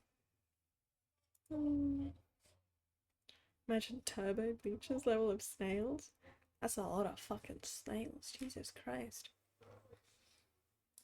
That's a lot of snails. I advise you to play the mod pack with people. Do not worry. We will indeed be playing the mod pack with people. We will do a little MC server. It will be fun, I'm sure.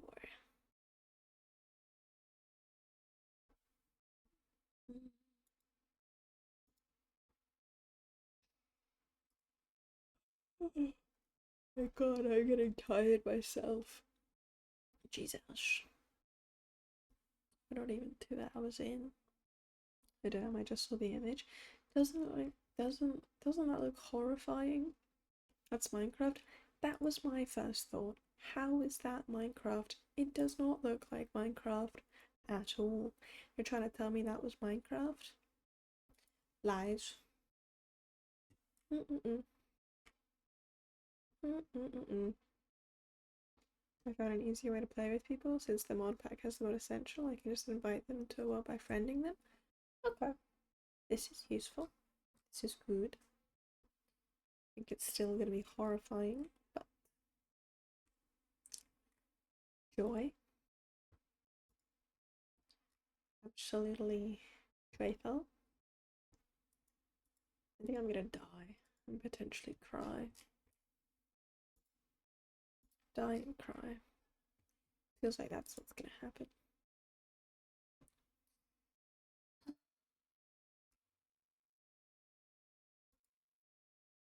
Want to see snails? Yes. Give me the snails.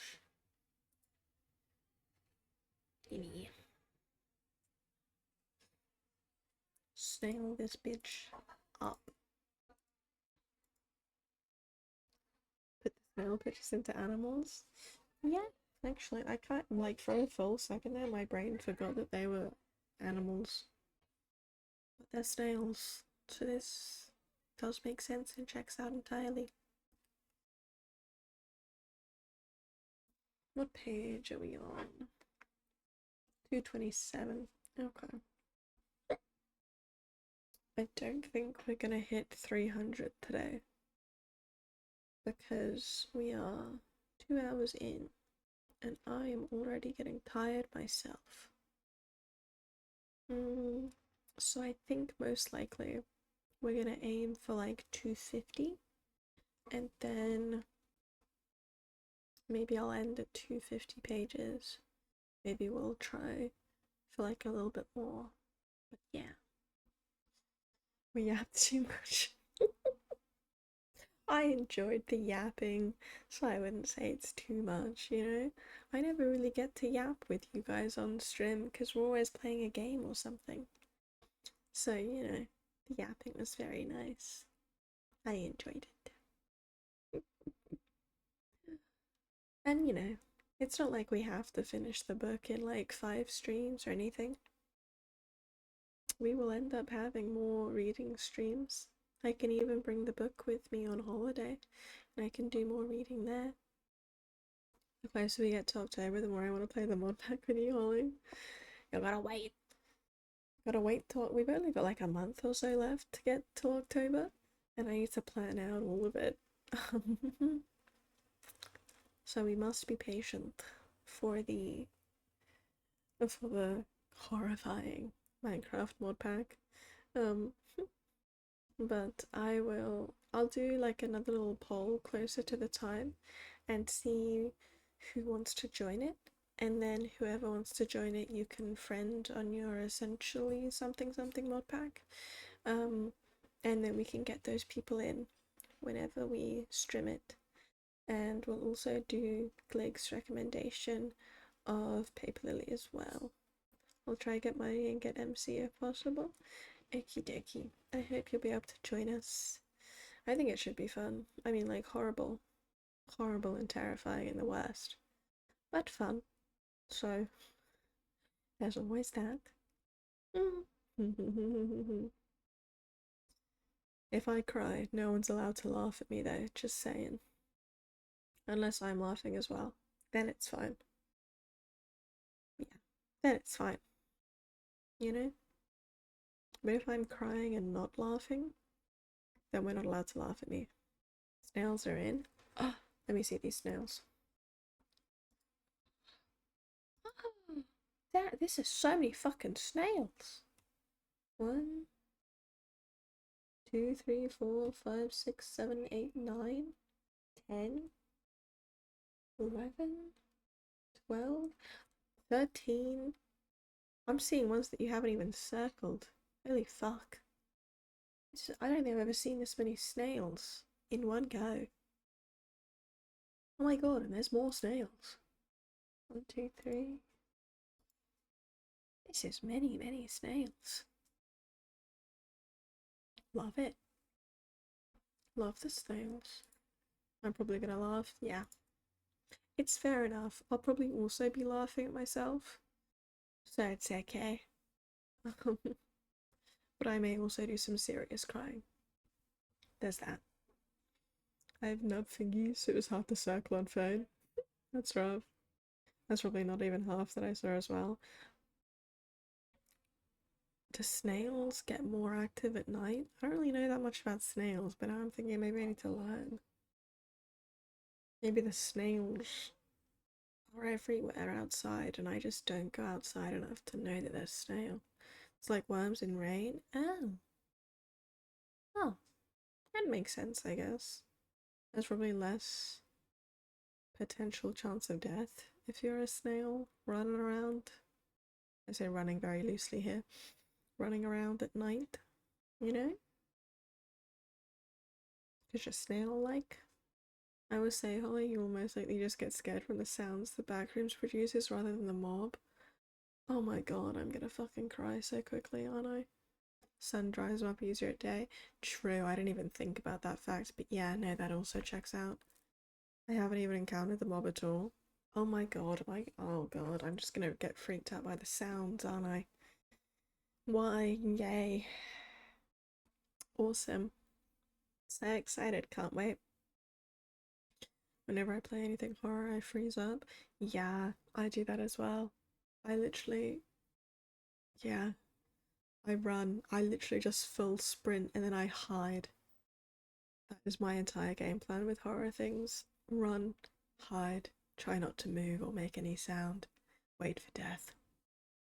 I try and hide in a corner. Yeah, valid. Unless it's with friends and it becomes shits and giggles. Repo with friends is normally quite shits and giggles. Um, but like repo alone, oh my god. I haven't even attempted it because I know that I don't want to. There is nowhere to hide. You're really selling me on this, huh? Really? Mm-hmm. Really loving the sound of it. Joy. Joy. Yeah, that sounds great.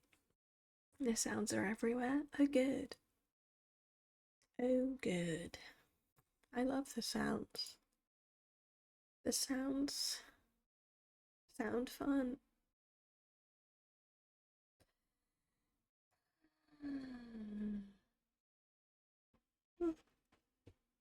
Back to yawning, apparently.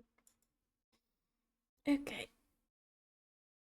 Alright, to distract me from that thought, we're gonna do some reading again. Yay! And at like past, I think I'll run off to bed. But we will indeed attempt to get to the 50 pages or more, depending how long it takes.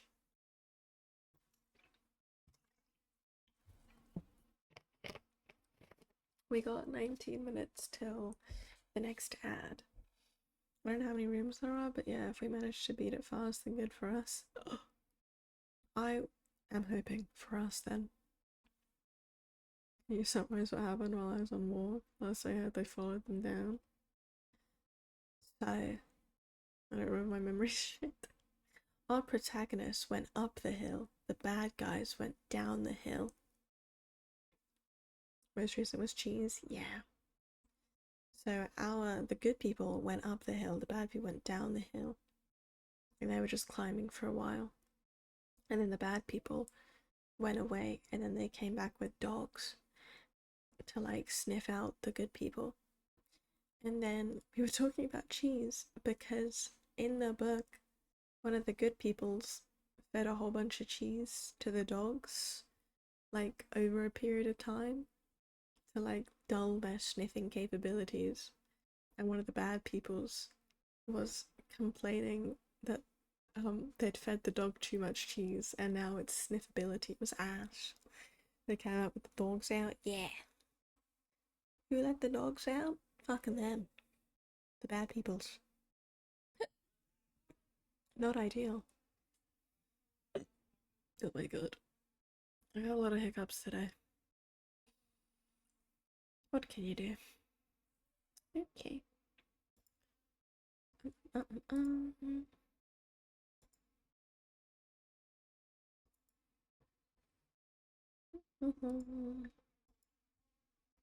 Thank you. Yes, there is indeed a hic command.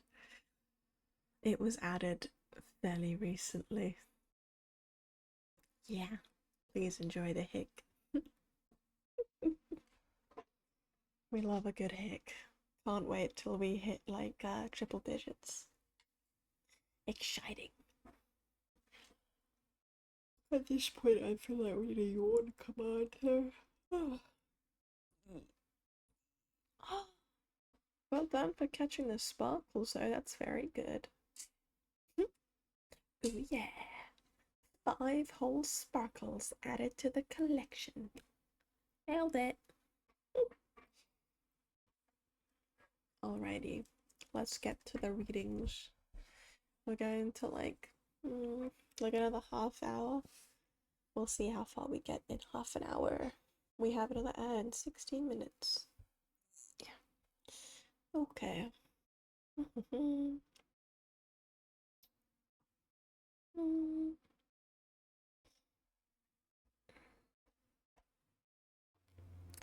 Involuntarily, Dustfinger put his hand to his belt, as if he were afraid the bastard's knife could call out to its master. One of the dogs raised its head and tugged Baster on towards the trees. He's found something. Baster lowered his voice. The stupid creatures picked up a scent. 10 more paces, perhaps fewer, and he would be among the trees. What were they going to do? What on earth were they going to do? Flatnose was trudging along after Baster with a skeptical expression on his face. They probably said it a wild boar, Maggie heard him say. You want to be careful, they can run you right down. Oh no, I think there's a snake there. One of those black snakes. You've got the antidote in the car, right? He stood there perfectly still, rooted to the spot and staring down at the ground in front of his feet. Asta took no notice of him. He followed the snuffling dog. A few more steps and Mo would only have to reach out a hand to touch him. Asta unslung the shotgun from his shoulder, stopped and listened. The dogs pulled to the left and jumped up at one of the tree trunks, barking. Gwyn was up there in the branches. What did I say? Called Flatnose. They've scented a marten, that's all. Those brutes stink so strong, even I could pick up their smell. That's no ordinary marten, hissed Baster. Don't you recognise him? His eyes were fixed on the ruined hovel. Mo seized his opportunity. He sprang out from behind the trees, seized Baster and tried to wrench the gun from his hands. Get him, you brutes, bellowed Baster. And obviously the dogs were willing to obey him this time. They leaped up at Mo, baring their yellow teeth. Before Maggie could run to his aid, Eleanor seized her and held her tight no matter how hard she struggled, just as she had done before back in her own house. But this time there was someone else to help Mo. Before the dogs could get their teeth into him, Dustfinger had grabbed their collars. Maggie thought they would tear him apart when he dragged them off Mo, but instead they licked his hands, jumping up at him like an old friend and almost knocking him down. But there was still Flatnose. Luckily he wasn't too quick on the update. That saved him. For a brief moment, he simply stood there staring at Baster, who was still struggling in Mo's grip. Meanwhile, Dustfinger had hauled the dogs over to the nearest tree. He was just winding their leashes round the cracked bark when Flatnose came out of his daze. Let them go, he bellowed, pointing his shotgun at Mo. With a suppressed curse, Dustfinger let the dogs loose. But the stone freed through moved faster than he did.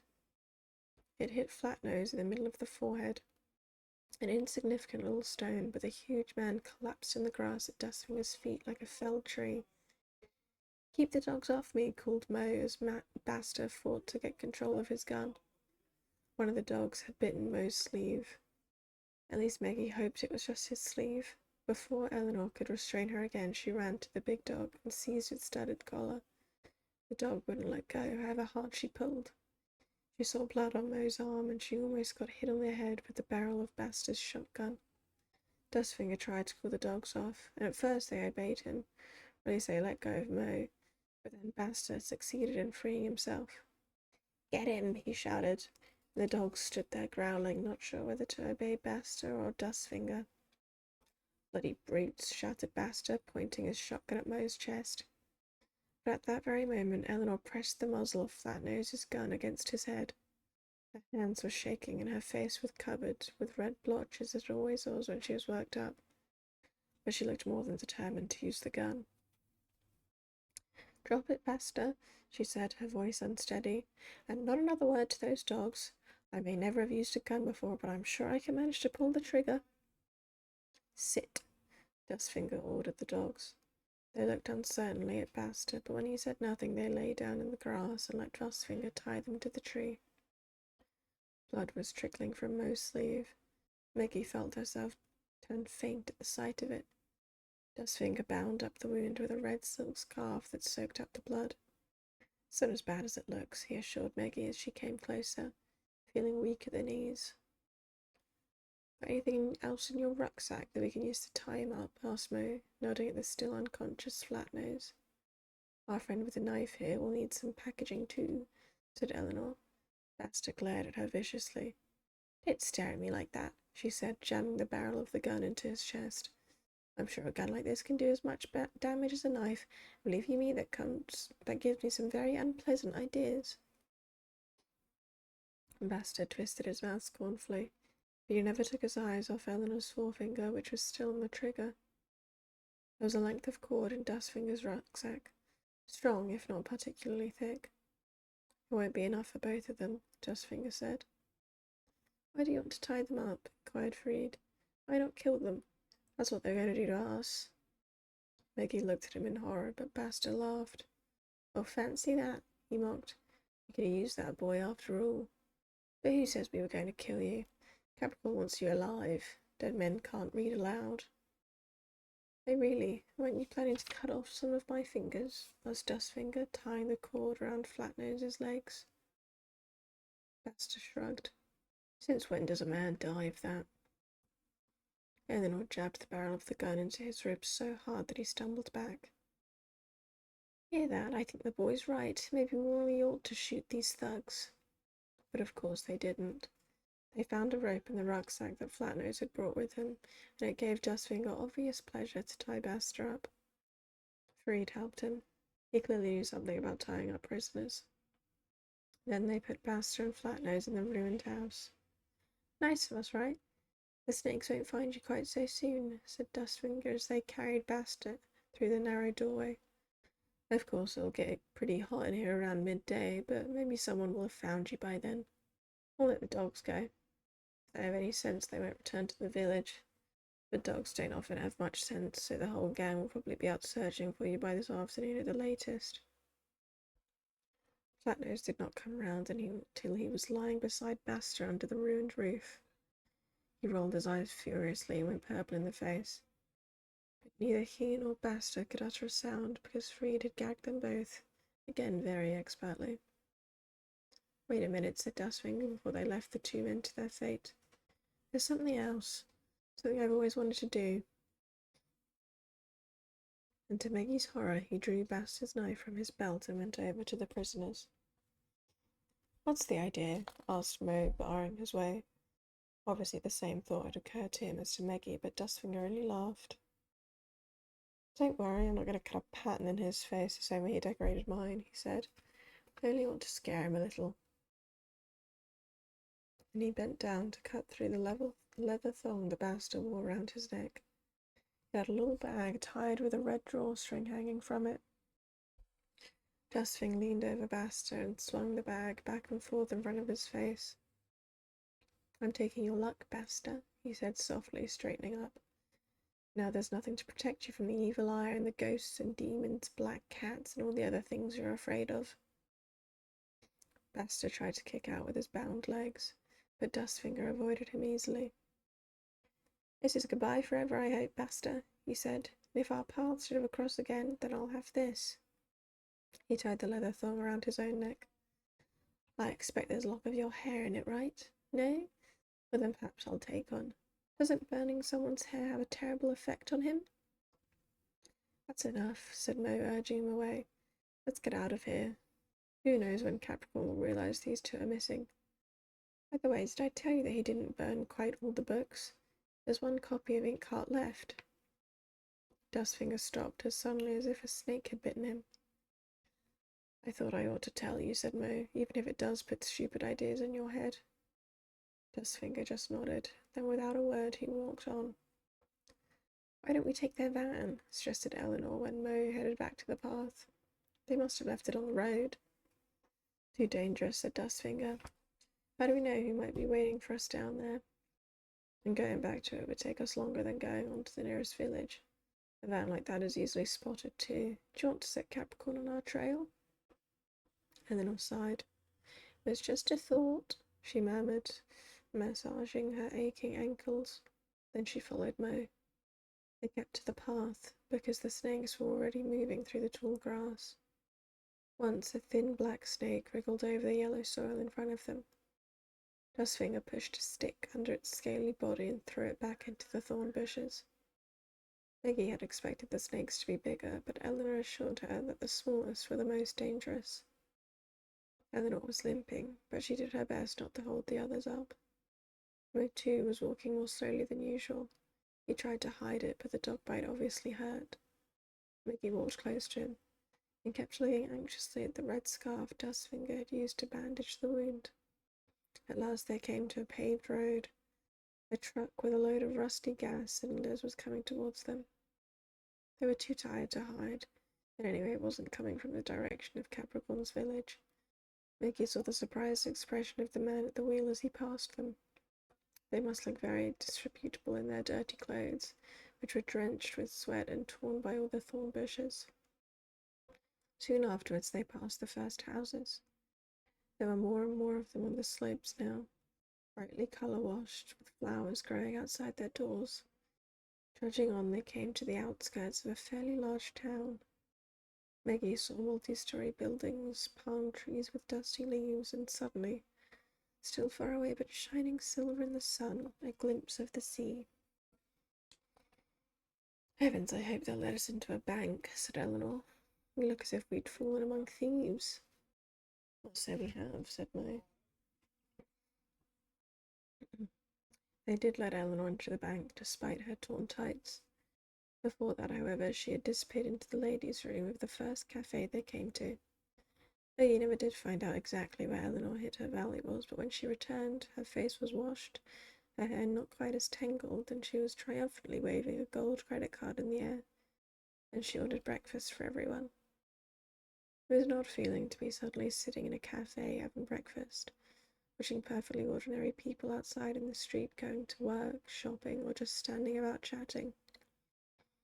Maggie could hardly believe they had just spent 2 nights and a day in Capricorn's village, and that all this, the bustle of ordinary life going on outside the window, hadn't stood still the whole time. Nonetheless, something had changed. Ever since Maggie had seen Basta hold his knife to Mo's throat, it had seemed as if there was a stain on the world, an ugly, dark burn mark still eating its way toward them, stinking and crackling. Even the most harmless things seemed to be casting suspicious shadows. The women smiled at Maggie, then stood looking at the bloody display in a butcher's window. A man pulled the child along after him so impatiently that the little boy stumbled and cried as he rubbed his grazed knee. And why was that man's jacket bulging over his belt? Was he carrying a knife like Basta? More normal knife now seemed improbable, unreal. The flight through the night and the terror she had felt in the ruined house seemed more real to Maggie than the lemonade that Eleanor passed over to her. Reed hardly touched his own glass. He sniffed its yellow contents, took a sip, and went back to looking out of the window. His eyes could hardly decide what to follow first. His head moved back and forth as if he were watching an invisible game and desperately trying to understand its rules. After breakfast, Eleanor asked at the cash desk which was the best hotel in town. While she'd paid the bill with her credit card, Maggie and Mo examined all the delicacies behind the gas counter. Thank you for the hydrate. I will do it in a second because I think we've got an ad coming up. So I'll run it now and hydrate.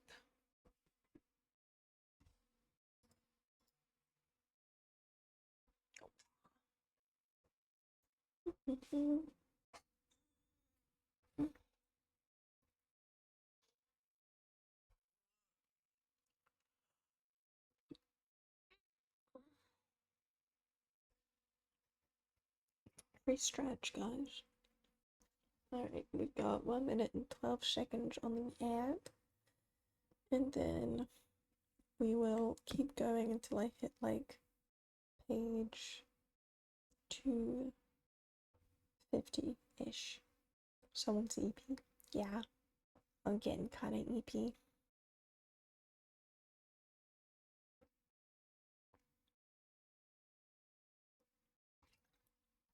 I tend to read before bed, so I think I've just Pavloved myself essentially into being tired. Or maybe conditioned myself. That might actually be real. I always yawn, but never when I'm EP. I feel like I've got a fun little mix going on. Like, I think I yawn more when I'm not EP, to be honest. But we do the occasional EP yawn. It's just not all that often. Yeah. Oh, I do actually feel EP though. For once, it's happened. I tear it when I yawn, so that's really annoying. I get that literally all of the fucking time. It is so annoying. Like, my eyes just water constantly though, so it always looks like I'm weirdly close to crying, but I'm definitely not. Because they'll just water really fucking randomly. Back after watching a bit of the mod pack. Is it super horrifying, Yeats? How bad is it? Am I doomed from the get-go? There's a few rooms. A few happy rooms. Oh, you'll love it? Awesome. I'm gonna hate it then. Is it really spoopy? To be fair, the picture looked kind of spoopy. Like 4 or 5. What, 4 or 5 rooms I'm gonna love, or 4 of... Oh, okay, rooms. Maybe even 6 rooms.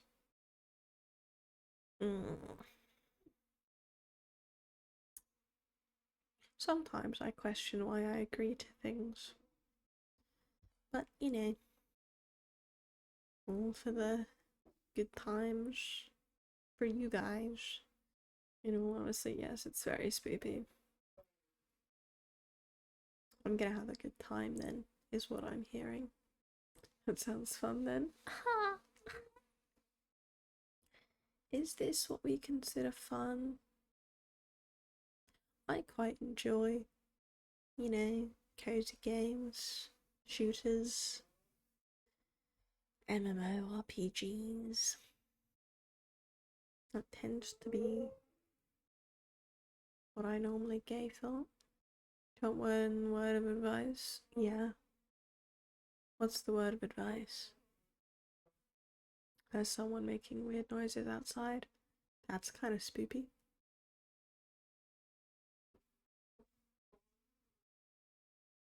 Don't trust anyone. Are there going to be clones?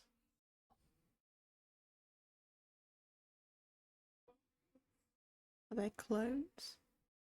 I remember I used to read so much as a kid, but I've stopped fairly recently. I feel like I ran out of time for reading as I got older, you know? It's rough. Even worse than... What the fuck is worse than clones? What could be worse than clones? That means I need to not trust anyone. Impastors? I don't know what impastors are. I'll spoil it for a bit since you'll forget it later. Achy deck. Sounds good. Let's rumble. Skinwalkers, AK. Awesome. Awesome. I'm really stoked for that. Yeah, sounds good.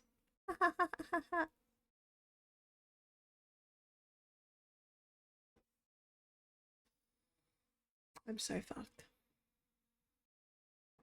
Kind of just resigning myself to it now. You know, I'm just doomed. I'm gonna cry and curl up in a corner. Then I'm gonna get brutally murdered by a skinwalker. We can't back out, okay? Yeah, so I'm gonna have a horrendous time then and die. It's for the Halloween spirit, yes. It is indeed for the spooky season. For the ween. We love the ween. We do it all for the ween. Mm. I'll even decorate for the ween, guys. Don't you worry. No, I really can't wait. It looks so fun. We have different ideas of fun, I think, but like I'm glad that you're excited for it. That's that's always good, you know? Hmm. We will decorate in here and we'll have some Halloween related stuffs. I might even get a Halloween costume. But then again, I'm not entirely sure how it would work. Because obviously I'm a little bit spoopy already. Because I have a wizard hat. So I can't really wear hats. So I'm not entirely sure what I'm gonna do. I don't decorate since I live in a flat and so I'm high up. I live in a flat and I'm not on the ground floor. I decorate.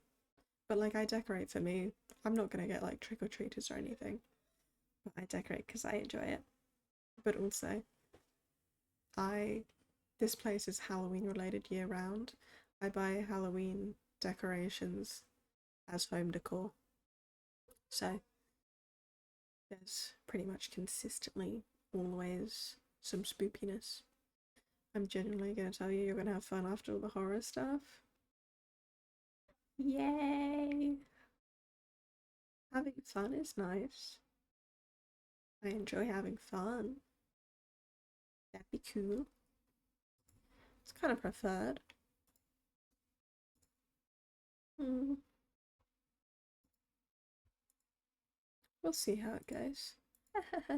Spending time with the community. That is indeed always nice. Nothing gets you to bond more than skinwalkers. Absolutely. Yeah, skinwalkers actually equal bonding. Who would have guessed, guys? My village despises Halloween, and the last time American tourists went trick or treating, they were invited to a beer and told that Halloween sucks. I will not be coming anywhere near your village, Wolf. I fucking love Halloween. It's the best holiday. Mm. Don't think I could hang out with people that do not fully embrace the spirit. Just wait till we have the full decorations up in here. I'll throw them up in October. Free beer, sign me up. You would go anywhere where there's alcohol at this point, Eads. Halloween's reigned for like the last 3 years for me. That's gross, to be fair. Yeah, I wouldn't want that. I think I mean, it's been cold, but I think it's been fairly clear for me. It's mainly because the Americans are fucking annoying. Entirely valid. They are indeed pretty annoying. Hee. No offense to Americans. It's to be expected with British weather. True British weather is normally pretty shit. In my part of Britishness, it's, I think, been okay. But I will probably not be in England for Halloween this year. In fact, I'm quite certain that I won't be in England for Halloween this year. So I'm hoping that the weather's going to be nicer. We'll find out. Not entirely sure. I mean, October's a very hit and miss kind of month. That's the only problem, really. I once had it clear, then rain, then snow, then hail, then clear again, all in the span of like 10 minutes. Jesus fucking Christ. Snow in October? You're more likely to get snow in February than you are to get it in October. At least where I'm from, in my bit of England.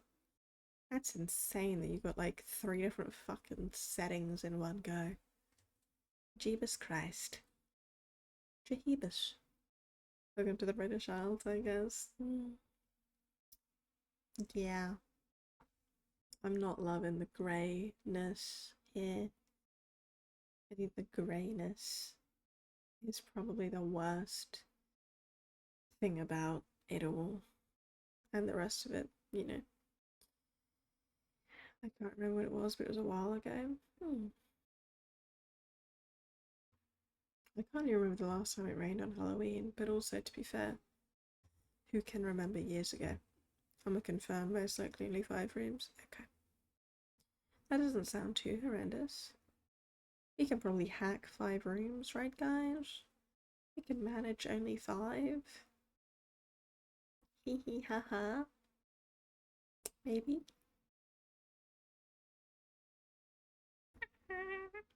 It'll be fine. No stress. I will get back to the reading, I think. Because we're coming to the end now.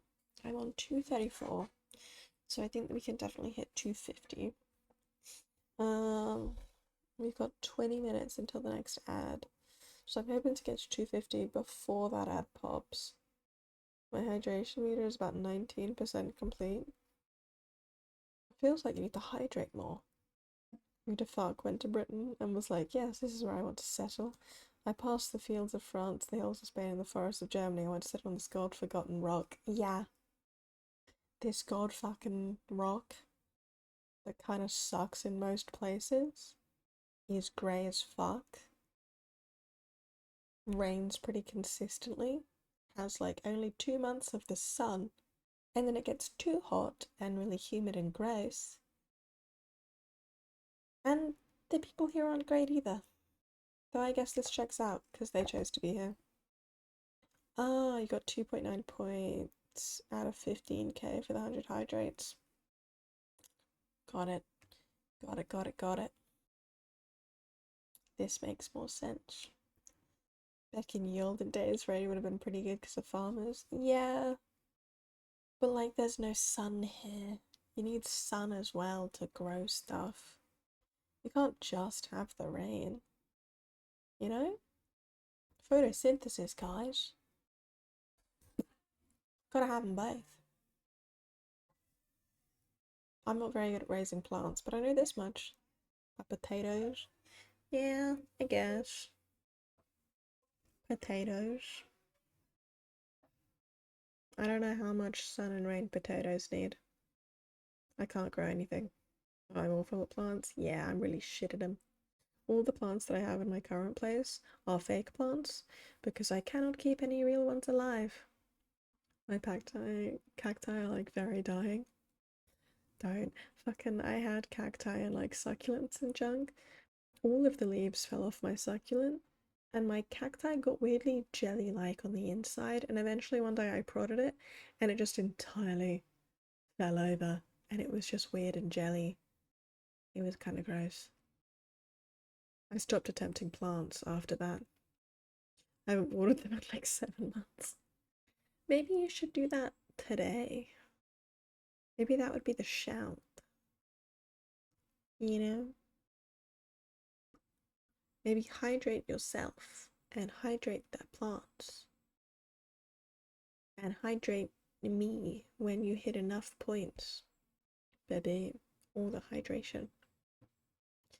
My cacti are just really dry with like white bits at the bottom. I don't know if it's meant to have white bits at the bottom, to be honest, but whatever you say. No, they'll be fine. Okay. I'm sure you know better than me. Good luck to your poor cacti. Let us see if they manage to survive. It's tough love. Are you teaching them to survive in horrendous conditions? Minimal water conditions? I don't know if they're gonna love it. Honestly. They don't normally love it, to my knowledge. Desert schmezzert. I think they're definitely not gonna love it. Casually. My house is the real drought. Oh my god. No water passes through that bitch. Nuh-uh. You want a fucking drink? Go outside, tip your head up, hope that it rains. That's Drago's house. They're right by the window too. Oh god, full sunlight when it does happen then. Those poor unsuspecting bastards. They can see all the rain and shit. This feels like a torture method now. You're showing them what they fucking could have, but denying them from it. Maybe stick them out in the garden when it rains. Let them soak up a little something. A little something something. Yeah, yeah. We're torturing the cacti, guys. No garden. You could hold them out the window.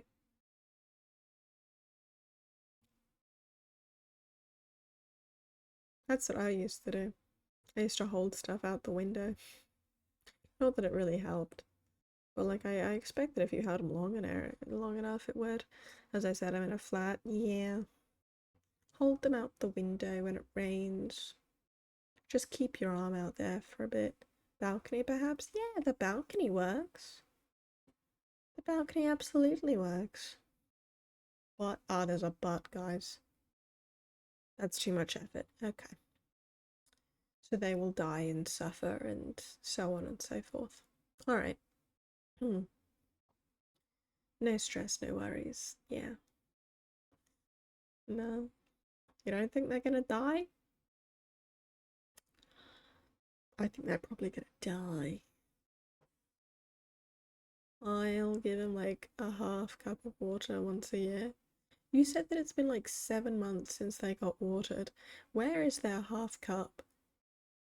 Give them their half cup. They deserve it.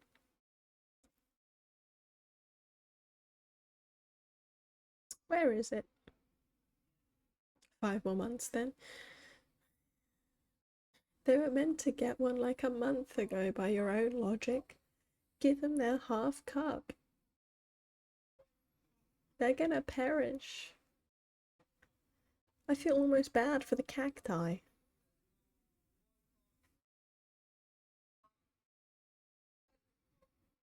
Burn them? Okay. This is really turning into torture. Cacti torture. Casual cacti murder and death. This could be an infomercial for appropriate methods to kill cacti. Burn them all. Okay. We're getting more dramatic, guys. Don't burn your cacti. I don't think that they'd love it. That's just my thoughts, though. I just think it's highly likely that they wouldn't love it. You know?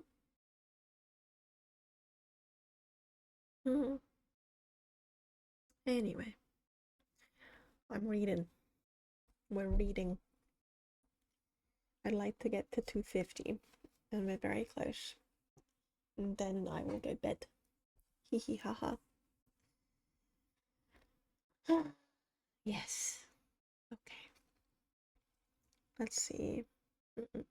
Where were we at? Okay.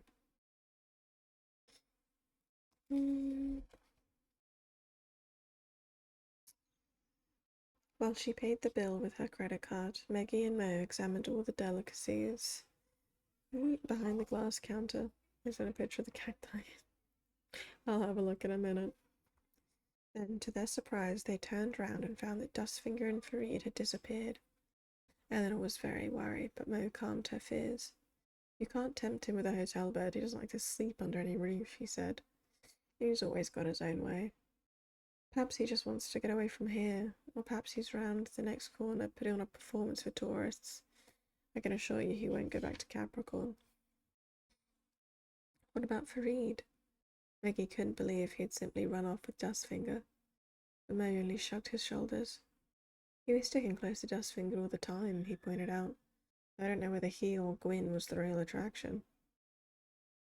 The hotel recommended to Eleanor by the staff in the cafe was in a square just off the main street that passed right through the town and was lined with palm trees and shops. Eleanor took 2 rooms on the top floor with balconies that had a view of the sea. It was a big hotel. A doorman in an elaborate costume stood at the entrance. and although he seemed surprised by their lack of luggage, he overlooked their dirty clothes with a friendly smile. The pillows were so soft and white that Maggie had to bury her face in them at once. All the same, the sense of unreality didn't leave her.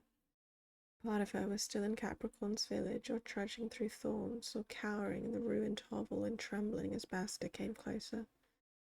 Mo seemed to feel the same.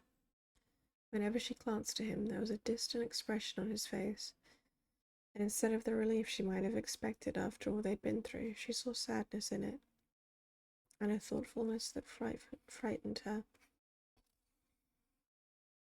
"You're not thinking of going back, are you?" she asked at last. She knew him very well. "No, don't worry," he replied, stroking her hair, but she didn't believe him. Eleanor seemed to share Maggie's fears, for she was to be seen several times talking earnestly to Mo, in the hotel corridor outside her room, at breakfast, at dinner, but she fell silent abruptly as soon as Maggie joined them. Eleanor called a doctor to treat Mo's arm, although he didn't think it necessary.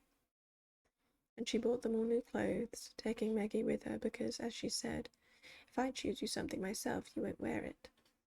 She also did a great deal of telephoning and visited every bookshop in the town. At breakfast on the third day, she suddenly announced that she was going home. "I've already hired another car," she said. "My feet are better now. I'm dying to see my books again, and if I see one more tourist in swimming trunks, I shall scream. But before I leave, let me give you this." With these words, she passed Mo a piece of paper across the table. It had a name and address on it in Eleanor's large, bold handwriting. "I know you, Mortimer," she said. "I know you can't get Inkheart out of your head, so I found Fenoglio's address. It wasn't easy, I can tell you, but after all, there's a fair chance that he still has a few copies.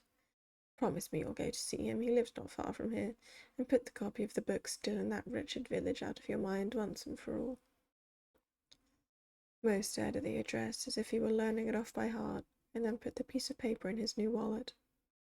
"You're right, it really is worth a try," he said. "Thank you very much, Eleanor." He looked almost happy.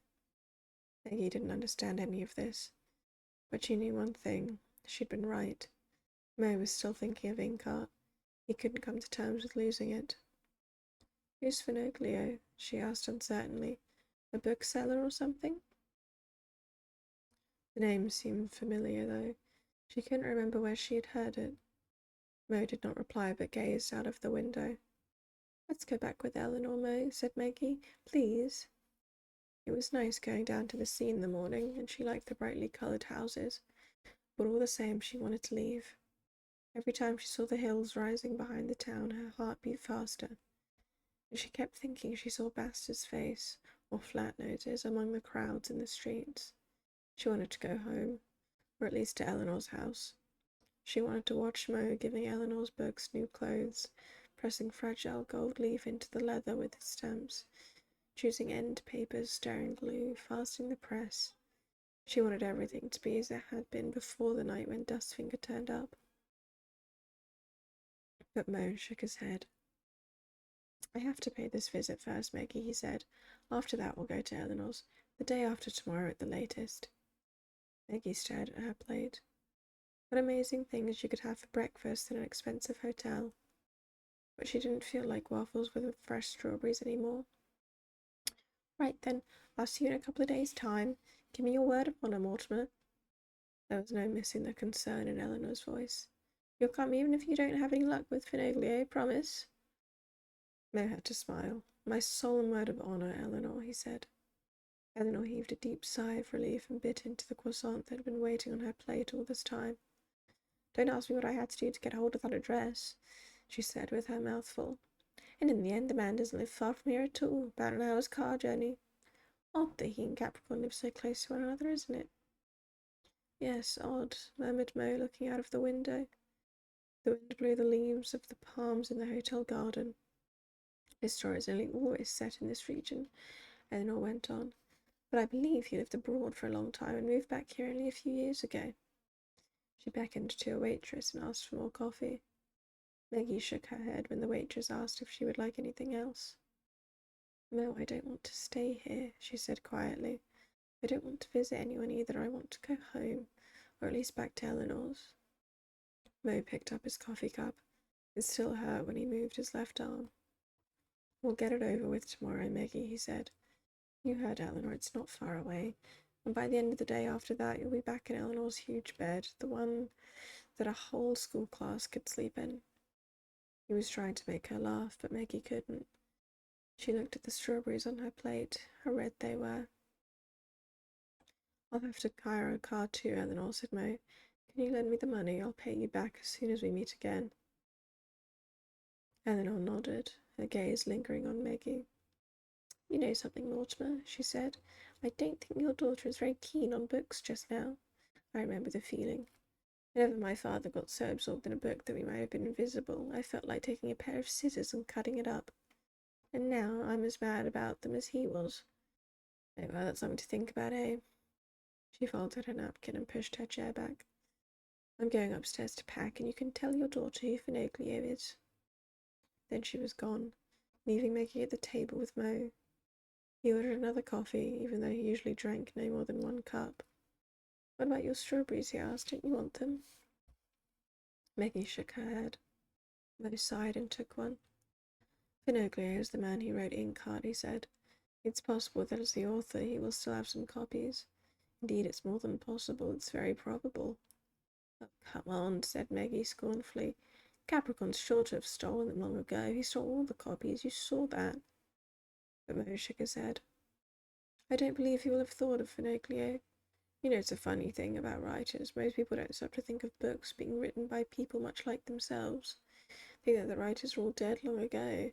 They don't expect to meet them in the street or out shopping. They know their stories, but not their names, and certainly not their faces.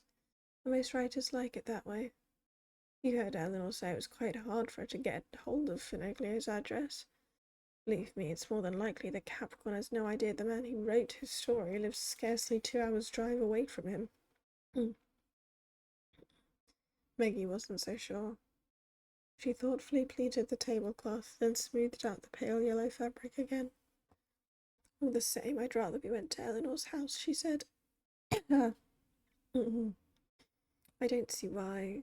She hesitated, but then finished what she had been going to say. I don't see why you want the book so much. It's no use anyway. My mother's gone, she added in her thoughts. He tried to bring her back, but it doesn't work. Let's go home. Mo helped himself to another of her strawberries, the smallest of all. The little ones are always the sweetest, he said, and put it in his mouth. Your mother loved strawberries. She couldn't get enough of them. I was always terribly cross if it rained so much in spring that they rotted in her strawberry bed. A smile lit up his face as he looked out of the window again. Just this one last shot, Maggie, he said. Just this one, and the day after tomorrow we'll go back to Eleanor's. I promise. We didn't quite hit 250. However, we do have an ad coming up, and we are at chapter 23 on page 242. So I think this is probably a good place to end before the ad kicks itself off. And again, though, we are like 3 minutes to it, guys. But hey, that is the end of our reading stream for today. Let me look at this cactus before I go. Oh my god, this cactus is definitely dead. Yeah, this is not a happy cactus. Anyway, we won't read out to anyone today, just in case anyone has fallen asleep. I doubt it, but you know, just in case. The top is still green. That doesn't mean it's alive. That bottom is brown. At least we did some progress with a bit of, yeah, we got like 40 pages of progress, you know? And we had fun. So I'd say it's all well. I will scoot and boot now. I hope everyone sleeps well. I will see you tomorrow at 8 p.m. BST for a repo collab. No raid today, as I mentioned, just in case everyone has fallen asleep. And yes, I will see you tomorrow. Sleep? Yes, sleep. No question mark, just sleeping. 47 pages. Thereabouts. I think we ended up a little bit odd. since you said we stopped at 203, meaning 47 pages was read. Oh, mm. Yeah, we stopped at 203, but we ended at like 243, so I don't think that's quite 47 unless my math is really bad. Maths. Yeah, but it doesn't feel, oh. Mm. I don't know. I thought you stopped at page 50. No, we've stopped a little bit earlier because the chapter finished, and we now have 1 minute to an ad. So I'm saving you all from having to wait for another ad. But yeah, alrighty. It's been fun. I will see y'all later. Personally, I can never stop reading or doing stuff until I get to mil.5. Normally, I'm the same, but because we've hit a chapter, my brain is like, yeah, you can stop at a chapter, that's okay. So we stopped at chapter 23. Oh, it was fun. Thanks. I had fun too. I'm glad you guys did. Hi, Drago. I'm very hyped for October. So am I. I think it's going to be funky. Good night, everyone. Goodbye. I will see you all tomorrow. Have a good evening. Rest up. Hydrate. It was very fun. I will see you all tomorrow. Good night. Good night. Enjoy your rest. You too. Okie dokie. Bye.